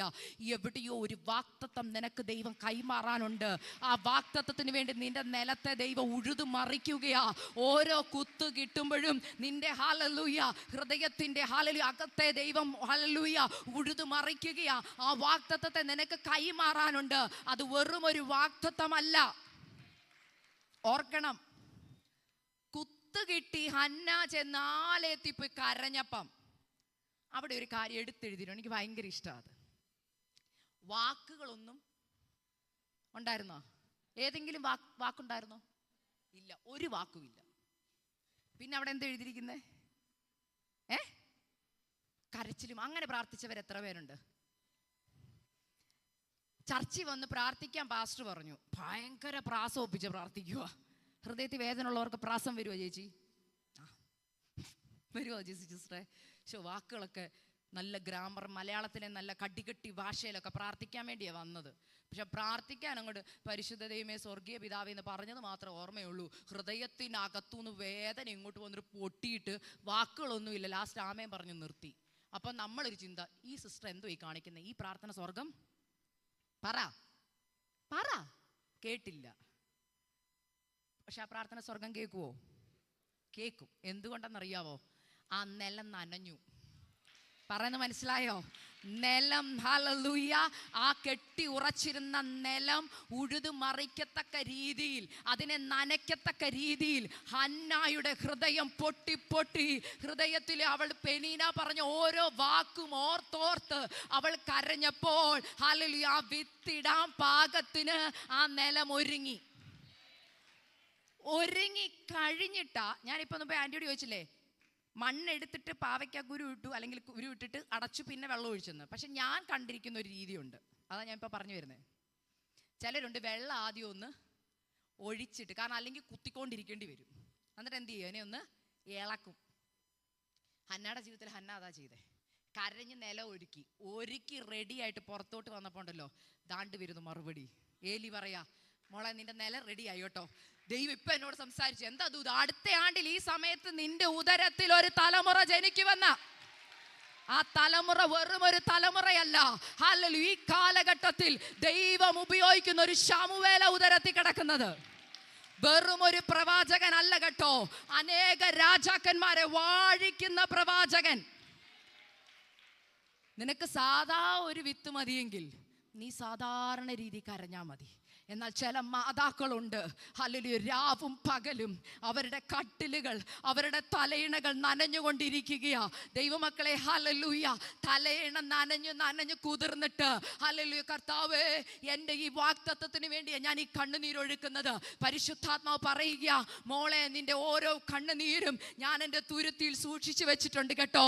നിന്റെ വാഗ്ദത്തം നനയുന്നുണ്ട് കേട്ടോ. അല്പ ദിവസങ്ങൾ കഴിയുമ്പോൾ ആ മണ്ണിൻ്റെ അടിയിലെ വിത്തിന്റെ രൂപം മാറാൻ തുടങ്ങും. അതിന്റെ തൊലി പൊളിയാൻ തുടങ്ങും. അതിൽ നിന്നൊരു കിളിർപ്പ് പുറത്തു വരും. അതാരും കാണുന്നില്ല. എന്നാൽ അല്പ നാളുകൾ കഴിയുമ്പോൾ അതൊരു വൃക്ഷമായി തീരും. ഹല്ലേലൂയ. ഞാനിത് പറയാൻ കാരണം മറ്റൊന്നുമല്ല, പലർക്കും കരച്ചിലുള്ള പ്രാർത്ഥനയുടെ വില അറിയത്തില്ല. ഇതിനെ തെറ്റായി ചിലർ വ്യാഖ്യാനിക്കും. ഒരു ദിവസം ഒരു കൊച്ചെന്നോട് ചോദിച്ചാൽ, ഞാൻ കരയണം മോളെ, കരഞ്ഞു പ്രാർത്ഥിക്കും. അപ്പൊ പറയാ, ചേച്ചി ഞാനൊരു കാര്യം ചോദിക്കട്ടെ, നമ്മുടെ അപ്പൻ സ്നേഹമുള്ള അപ്പനല്ലേ? ഈ അപ്പന് നമ്മൾ കരഞ്ഞാലേ ഉത്തരം തരത്തുള്ളൂ? നിങ്ങൾക്കും അങ്ങനെയൊക്കെ ചിന്ത വരത്തില്ലേ? ഞാൻ അങ്ങനെ എല്ലാം ചിന്തിക്കുന്ന ഒരാളാ. എന്തുകൊണ്ട് അങ്ങനെ? എൻ്റെ മക്കൾ കരയാൻ ഞാൻ ആഗ്രഹിക്കുമോ? ഇനി നാളെ തൊട്ട് നിങ്ങൾ എല്ലാ ദിവസവും രാവിലെ കരഞ്ഞാൽ ഞാൻ ബ്രേക്ക്ഫാസ്റ്റ് തരാം, കരഞ്ഞാൽ ഞാൻ ലഞ്ച് തരാം, കരഞ്ഞാൽ ഞാൻ സ്കൂളിൽ വിടാം. നമ്മൾ അങ്ങനെ പറയുമോ? അമ്മമാരുടെ ഹൃദയം ആദ്യം തകരും. എന്തിനാ കുഞ്ഞെ കരയുന്നത്? നീ പറ. ഇല്ലേ? അതെ. പക്ഷെ നമ്മുടെ ദൈവം എന്തിനാ നമ്മൾ കരയണോന്ന് പറയുന്നത്? ഉത്തരം വേണ്ടേ? നമ്മുടെ ദൈവം സ്നേഹമില്ലാത്തതുകൊണ്ടാണോ? ചിലർ പറഞ്ഞല്ലേ, കണ്ണുനീര് കണ്ടാലേ ഈ ദൈവത്തിന് സ്നേഹമുള്ളൂ, കണ്ണുനീരുണ്ടാലേ കർത്താവിന് നമ്മളോട് സ്നേഹം ഉണ്ടെന്ന് അറിയിക്കുക. അല്ല. ഇനി ഞാൻ അതിൻ്റെ അർത്ഥത്തിലേക്കും വരിക. എന്തുകൊണ്ട് കരയണം? എന്തുകൊണ്ട് ദൈവം നമ്മുടെ കരച്ചിൽ ആഗ്രഹിക്കുന്നു എന്നല്ല ഞാൻ പറഞ്ഞ, കണ്ണുനീരോടെ കരയണമെന്ന് ദൈവം എന്തിനാ പറഞ്ഞത്? ഞാൻ ചോദിക്കട്ടെ, യേശു കരഞ്ഞിട്ടുണ്ടോ? ലാസറിന്റെ കല്ലറയ്ക്ക് കരഞ്ഞ കരച്ചിലല്ല. എബ്രായ ലേഖനം നിങ്ങളൊന്ന് വായിച്ചാൽ അവിടെ എഴുതിയിട്ടുണ്ട്, അവൻ ഉറച്ച നിലവിളിയോടും, ഉറക്കെ പറഞ്ഞേ, കണ്ണുനീരോടും കൂടെ അഭയാചന കഴിച്ചുവെന്ന്. ഈ വാക്യം വായിക്കുമ്പോൾ നിങ്ങളെല്ലാം ചിന്തിക്കുന്നത് എവിടെ കരഞ്ഞ കരച്ചില്ല? പറ. ഗത്സമേന. അതെ, നമ്മളെല്ലാം ചിന്തിക്കുന്ന അതാ. പക്ഷെ ഞാൻ സത്യം പറയട്ടെ, യേശുവിൻ്റെ എല്ലാ ദിവസത്തെയും പ്രാർത്ഥനയിൽ ആ കരച്ചിലുണ്ടായിരുന്നു. നിങ്ങൾ അംഗീകരിക്കുമോ എന്ന് എനിക്കറിയില്ല, പക്ഷെ ഞാൻ പറയാം, ഉണ്ട്. എന്തുകൊണ്ട് യേശു എല്ലാ ദിവസവും കരയണം? എന്തുകൊണ്ട് അഭയാചന കഴിക്കണം? ഉറച്ച നിലവിളി ഉണ്ടാവണം. ഞാൻ പറയട്ടെ, കൂടെ നടക്കുന്നവൻ ഒറ്റൂന്നറിയാം, കൂടെ നടക്കുന്നവൻ തള്ളി പറയൂന്നറിയാം. അങ്ങനെയുള്ള ഫ്രണ്ട്സുമായിട്ട് കൂടെ നടക്കുമ്പോൾ നമ്മൾ കരയാതിരിക്കുമോ? നമുക്ക് വിട്ട് കളയാനും പറ്റത്തില്ല. ദൈവം പറയുന്നു, അങ്ങനെയുള്ള ദൈവദാസന്മാർ കരയുന്നവരുണ്ട് കേട്ടോ. കൂടെ ഉള്ളവർ പാര വെക്കുന്നുണ്ടെന്ന് പറ, അറിയാം. കൂടെ നിൽക്കുന്നവർ കാലേ വരുന്നുണ്ടെന്ന് അറിയാം. പക്ഷെ വിട്ടുകളയാൻ പരിശുദ്ധാത്മാവ് പറയാത്തിടത്തോളം കൂടെ നിർത്തിയേ പറ്റൂ. പക്ഷെ ഇവര് കണ്ണുനീരൊഴുക്കുന്ന ഒരു സ്ഥലമുണ്ട്. എവിടാന്നറിയോ? പ്രാർത്ഥനാ മുറിയിൽ. കർത്താവേ, അവരെ വിട്ടുകളയാൻ എനിക്ക് പറ്റുന്നില്ല, പക്ഷെ എനിക്കതിനുള്ള കൃപ തരണമേ, സ്നേഹിക്കാനുള്ള കൃപ തരണമേ. ഞാൻ തുറന്നു പറയാം, യേശു എല്ലാ ദിവസവും ഈ പ്രാർത്ഥന പ്രാർത്ഥിക്കുന്നുണ്ട്. കാരണം യൂദായെ നേരിട്ട് കാണുമ്പോഴും പത്രോസിനെ കാണുമ്പോഴും യേശുവിൻ്റെ ഉള്ളിൽ നിന്ന് ആ ഹല്ലേലൂയ കണ്ണുനീര് വരുന്നുണ്ട്. ഇങ്ങനെ പ്രാർത്ഥിച്ച ആളാണ് യേശു. അപ്പോൾ യേശു നമുക്ക് മാതൃക കാണിച്ചു തന്നപ്പോഴും നമ്മൾ പ്രാർത്ഥിക്കേണ്ടത് എങ്ങനെയാ? കണ്ണുനീര്. ഇനി അടുത്തൊരു കാര്യം, നിങ്ങളുടെയൊക്കെ കുഞ്ഞുങ്ങളെ നിങ്ങൾ ആശുപത്രി കൊണ്ടുപോകാറുണ്ടോ? ഇല്ലേ? വാക്സിൻ എടുപ്പിക്കാറുണ്ടോ? ഉണ്ടോ? ഉണ്ടായ കുഞ്ഞുങ്ങളെ വാക്സിൻ എടുപ്പിക്കാറുണ്ടോ? പിന്നെ അടുത്ത ഡോക്ടർ പറയും ഇന്ന സമയത്ത് വരണം, അടുത്ത വാക്സിൻ ഉണ്ട്. നിങ്ങൾ എന്ത് പറഞ്ഞാൽ നിങ്ങളുടെ പിള്ളേരെ ആശുപത്രി കൊണ്ടുപോകുന്നേ? വാ മക്കളെ കുത്തിവെക്കാൻ പോകുമെന്ന് പറഞ്ഞാൽ വരുമോ? നിങ്ങൾ എന്ത് പറഞ്ഞാൽ കൊണ്ടുപോകുന്നേ? പറ. രാവിലെ എഴുന്നേൽപ്പിച്ച് കുളിപ്പിച്ച് നല്ല ഉടുപ്പൊക്കെ ഇടിയിച്ച് ബാ മക്കളെ നമുക്ക്. അയ്യോ, ഞാൻ നിങ്ങളെ നുണ പറഞ്ഞൊന്നും വരെ നാക്കുന്നൊന്നും അങ്ങനെ ഒന്നും ചിന്തിക്കട്ടെ. സത്യം പറ. എന്ത് പറഞ്ഞാ വാക്സിൻ എടുക്കാൻ കൊണ്ടുപോകുന്നേ? ടാറ്റാ പോവാം. അതെ, കുഞ്ഞു പിള്ളേരാണെ ടാറ്റാ പോവാം, മമ്മ മിഠായി മേടിച്ചു തരാം, അല്ലേ, ഐസ്ക്രീം മേടിച്ചു തരാം എന്നൊക്കെ പറഞ്ഞല്ലേ കൊണ്ടുപോകുന്നേ. നമുക്കാരും നമ്മുടെ മക്കൾ കരയുന്നത് ഇഷ്ടമല്ല. പക്ഷെ നമ്മൾ ചില സമയത്ത് കരയാൻ വേണ്ടി അങ്ങ് വിട്ടുകൊടുക്കും, ഇല്ലേ? നമ്മളൊക്കെ പ്രസവിച്ച ദിവസങ്ങളൊന്ന് ഓർത്താൽ മതി. കുഞ്ഞിൻ്റെ കരച്ചിൽ ശരിയല്ലേ പറയും ഡോക്ടർ? അതെന്താ കൊച്ചിൻ്റെ കരച്ചിലിന് അത്ര ഇങ്ങോട്ട് ശബ്ദം പോരല്ലേ? എന്താ എൻ്റെ കൊച്ചു നന്നായിട്ട് കരയാത്തേ? ഇല്ലേ? ആണോ? ആണോ? എന്തിനാ നിങ്ങൾ കൊച്ചു ഭയങ്കരമായിട്ട് കരയണമെന്ന് ആഗ്രഹിക്കുന്നേ? പറ. കരഞ്ഞാൽ അറിയാം കൊച്ചിന് ആരോഗ്യമുണ്ടോ ഇല്ലയോ. ഞരക്കെ ഉള്ളെങ്കിൽ അതിൻ്റെ കുഴപ്പം എന്താ? കൊച്ചിനെന്തോ പറ, കുഴപ്പമുണ്ട്. അപ്പൊ കുഴപ്പമില്ലാത്തവർ കരയും. മനസ്സിലാവുന്നുണ്ടെന്ന് വിശ്വസിക്കുന്നു. ഇത് പ്രതിരോധ ശക്തി വർദ്ധിപ്പിക്കുക കുഞ്ഞില്. ഹല്ലേലൂയ. ഇങ്ങനെ ഈ കുഞ്ഞ് കരയും തോറും കുഞ്ഞിന് ബലമാ. കുഞ്ഞ് കരയാം. ഇനി കുഞ്ഞിനെ കരയിക്കാൻ നമ്മൾ ഏൽപ്പിക്കും. ഞാൻ പറഞ്ഞില്ലേ, വാക്സിൻ എടുക്കാൻ പോകുമ്പോൾ. എന്തിനാ വാക്സിൻ എടുക്കാൻ പോകുമ്പോൾ? നമ്മൾ കൊണ്ടുപോയി ഡോക്ടറെ കൈ കൊടുത്തിട്ട് പറയും കുത്തിക്കോളാൻ. അപ്പൊ ഈ കുഞ്ഞ് തിരിഞ്ഞു നിന്നിട്ട് നമ്മളെ ഒരു നോട്ടം. ആ കുഞ്ഞ് എന്തായിരിക്കും പറയുന്നറിയോ? രാവിലെ എഴുന്നേറ്റ് പറ, ഭക്ഷണമൊക്കെ ഉണ്ടാക്കി തന്ന് നുണ പറഞ്ഞ എന്നെ ഇവിടെ കൊണ്ടുവന്ന് ഐസ്ക്രീം തരാം, മമ്മിക്ക് ഒരു കണ്ണിച്ചോരയില്ല. എന്നിട്ട് എന്താ ചെയ്യുന്നേ? ഡോക്ടറുടെ കൂടെ കയ്യേലും കയറി പിടിച്ച്. ചില അമ്മമാർക്ക് കണ്ടു നിൽക്കാൻ വയ്യ. ചിലരെന്ത് ചെയ്യും? ഞങ്ങളൊക്കെ അവിടെ ഞങ്ങൾ തന്നെ നിൽക്കണം, കയ്യെ പിടിച്ചോണ്ട് നിൽക്കുക. എന്നിട്ട് നമ്മൾ ഇങ്ങനെ നിൽക്കുന്നേ, കുത്തിക്കോ ഡോക്ടറെ കുത്തിക്കോ. ഈ കൊച്ചിൻ്റെ എന്താണ്? ഇതെന്തൊരു അമ്മയാ, ഇതെന്തൊരു അപ്പനാ, അല്ലേ? പക്ഷെ കുഞ്ഞിന് വേദന എടുക്കുന്നോർത്തെ ആരെങ്കിലും വാക്സിൻ എടുക്കാതെ പുറത്തു പോയിട്ടുണ്ടോ? ഉണ്ടോ? കുഞ്ഞ് കരയും, അതുകൊണ്ട് വാക്സിൻ വേണ്ട പറയുവോ? കുഞ്ഞിന് പനിയാ, കുത്തി വെക്കണം. അയ്യോ എൻ്റെ കുഞ്ഞ് കരയും, കുഞ്ഞിന് വേദന എടുക്കും, അതുകൊണ്ട് കുത്തി വെക്കണ്ട ഡോക്ടറെ പറയുവോ? എന്തുകൊണ്ടാ? കരഞ്ഞാലും കുഴപ്പമില്ല, പക്ഷെ ഈ കരയുമ്പോഴും കുഞ്ഞിന് കിട്ടുന്ന കുത്തിൽ നിന്ന് കുഞ്ഞിന് കിട്ടുന്ന പ്രതിരോധ ശക്തിയാ. ഞാൻ പറഞ്ഞതിൻ്റെ സാരം, ചില വേദന നിന്റെ ഉള്ളിലെ പ്രതിരോധ ശക്തിയെ വർദ്ധിപ്പിക്കുക. എന്തിനാണെന്നറിയോ? ക്രിസ്തീയ ജീവിതത്തിൽ നിനക്ക് ജീവിക്കണമെങ്കിൽ നിനക്ക് പ്രതിരോധം ആവശ്യമാ. ശത്രുവിന് നേരെ പ്രതിരോധിക്കുവാൻ, ഹല്ലേലൂയ, ആത്മമണ്ഡലത്തിൽ ഹല്ലേലൂയ ശക്തി നേടുവാൻ നിനക്കൊരു പ്രതിരോധ ശക്തി ആവശ്യമാ. അതിന് ദൈവം ചിലപ്പോൾ ഏൽപ്പിച്ചങ്ങ് കൊടുക്കും. അതിൻ്റെ അർത്ഥം ദൈവം നിന്നെ കൈവിട്ടെന്നല്ല, ദൈവത്തിന് നിന്നോട് സ്നേഹമില്ലെന്നല്ല. ദൈവം പറയുക, മോളെ ഈ കണ്ണുനീര് അല്പം നിനക്ക് വേദന തോന്നും, എന്നാൽ നാളെ നിനക്കൊരാർപ്പുണ്ട് കേട്ടോ, ചിലത് കൊയ്യാൻ നിന്റെ മുമ്പിലുണ്ട് കേട്ടോ. ഞാൻ പറയുന്നത് എത്ര പേർക്ക് മനസ്സിലാവുന്നുണ്ട്? പരിശുദ്ധാത്മാവ് വ്യക്തമായിട്ട് പറയുക, ഇന്ന് നീ ഒഴുക്കുന്ന കണ്ണുനീരുണ്ടല്ലോ, നിന്റെ വിത്തിനെ, നിന്റെ വാഗ്ദത്തത്തെ നനച്ചോണ്ടിരിക്കുക. വിത്ത് ചുമക്കുന്നതിനോടൊപ്പം നീ കരയണം, നിന്റെ തലമുറയോർത്ത് കരയണം. കരഞ്ഞില്ലെങ്കിൽ കരയാനുള്ള സാഹചര്യം ദൈവമായിട്ട് ഒരുക്കും. അതിന് ചിലപ്പോൾ ചില പെനീനമാരായിരിക്കും വരുന്നത്. വീടിനകത്തുള്ളവർ ചിലപ്പോൾ കുത്താൻ തുടങ്ങും. ചിലർ പറയത്തില്ല, ഇത്രയും നാളും പുറത്തുനിന്ന് കേട്ടാൽ മതിയായിരുന്നു, ഇപ്പൊ അകത്തുനിന്നും. ഞാൻ എൻ്റെ ജീവിതത്തിലെ സാക്ഷ്യം പറഞ്ഞാൽ, എന്നെ കുത്താൻ ചില പെനീനമാരില്ലായിരുന്നു, ഞാൻ ഇന്നിവിടെ നിൽക്കത്തില്ലായിരുന്നു.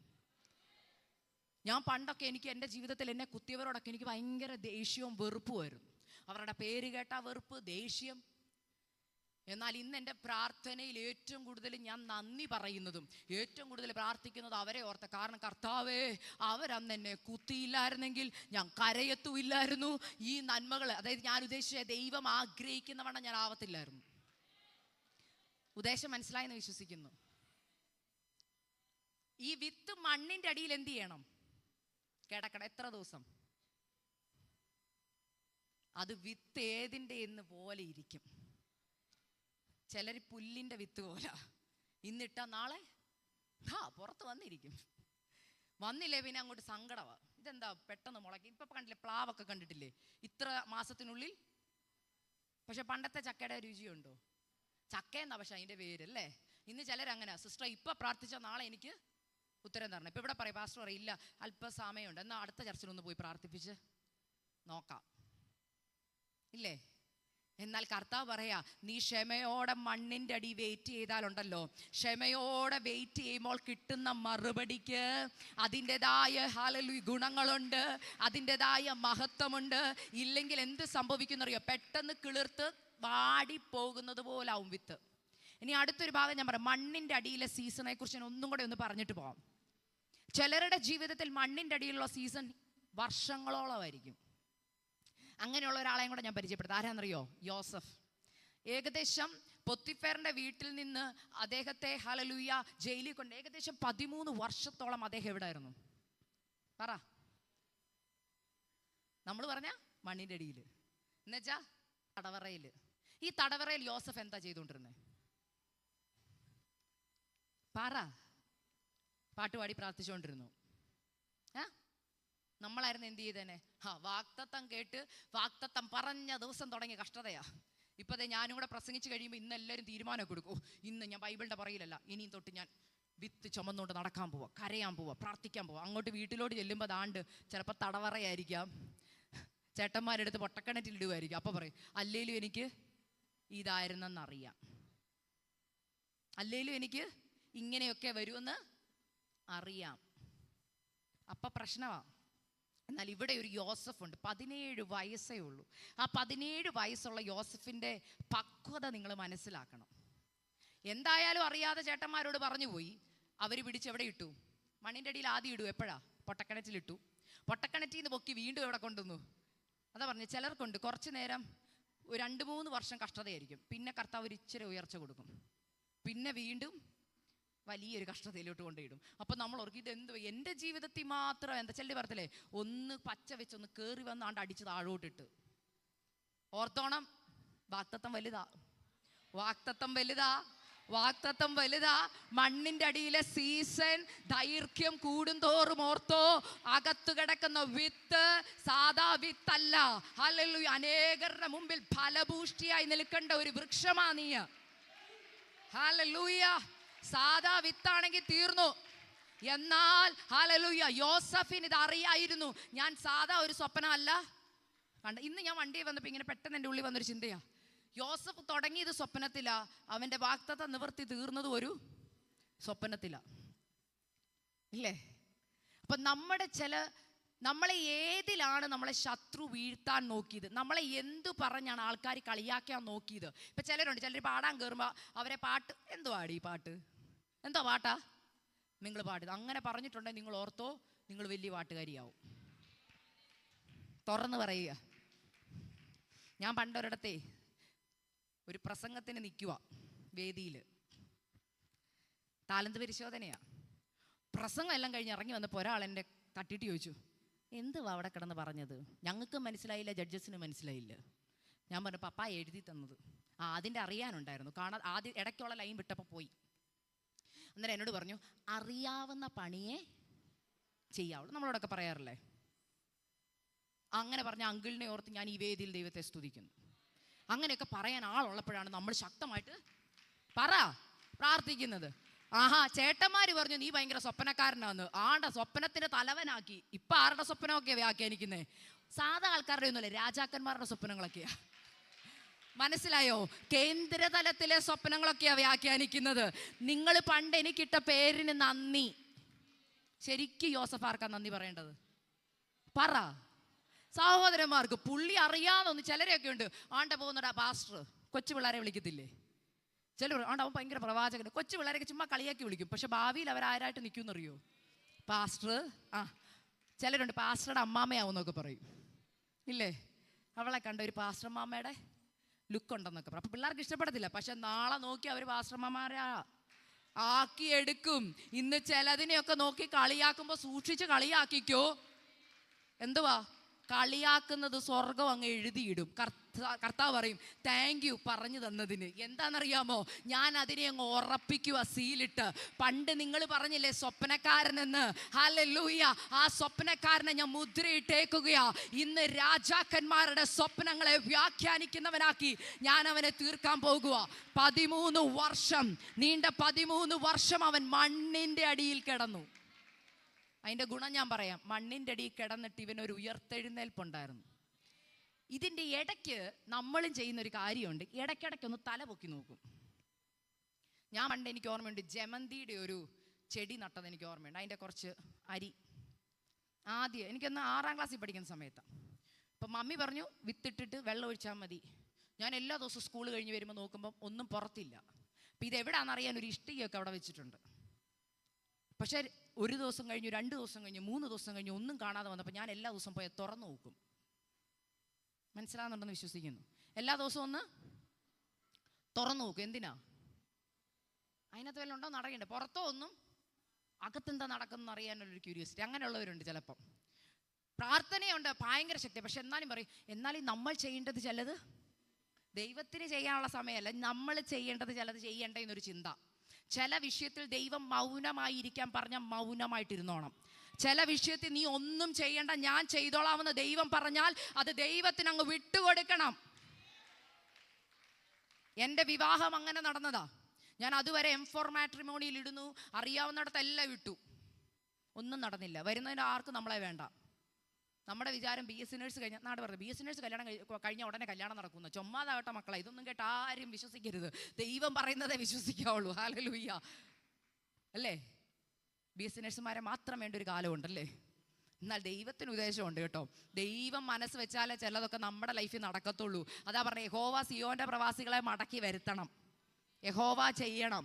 അങ്ങനെ കുറച്ച് നാൾ ഒന്നും നടക്കാതെ വന്നപ്പോൾ പലരോട് പറയുന്നു, പാസ്റ്ററുടെ മോളല്ലേ, ഒത്തിരി ബന്ധങ്ങളാ, പലയിടത്ത് പറഞ്ഞു ഒന്നും നടക്കുന്നില്ല.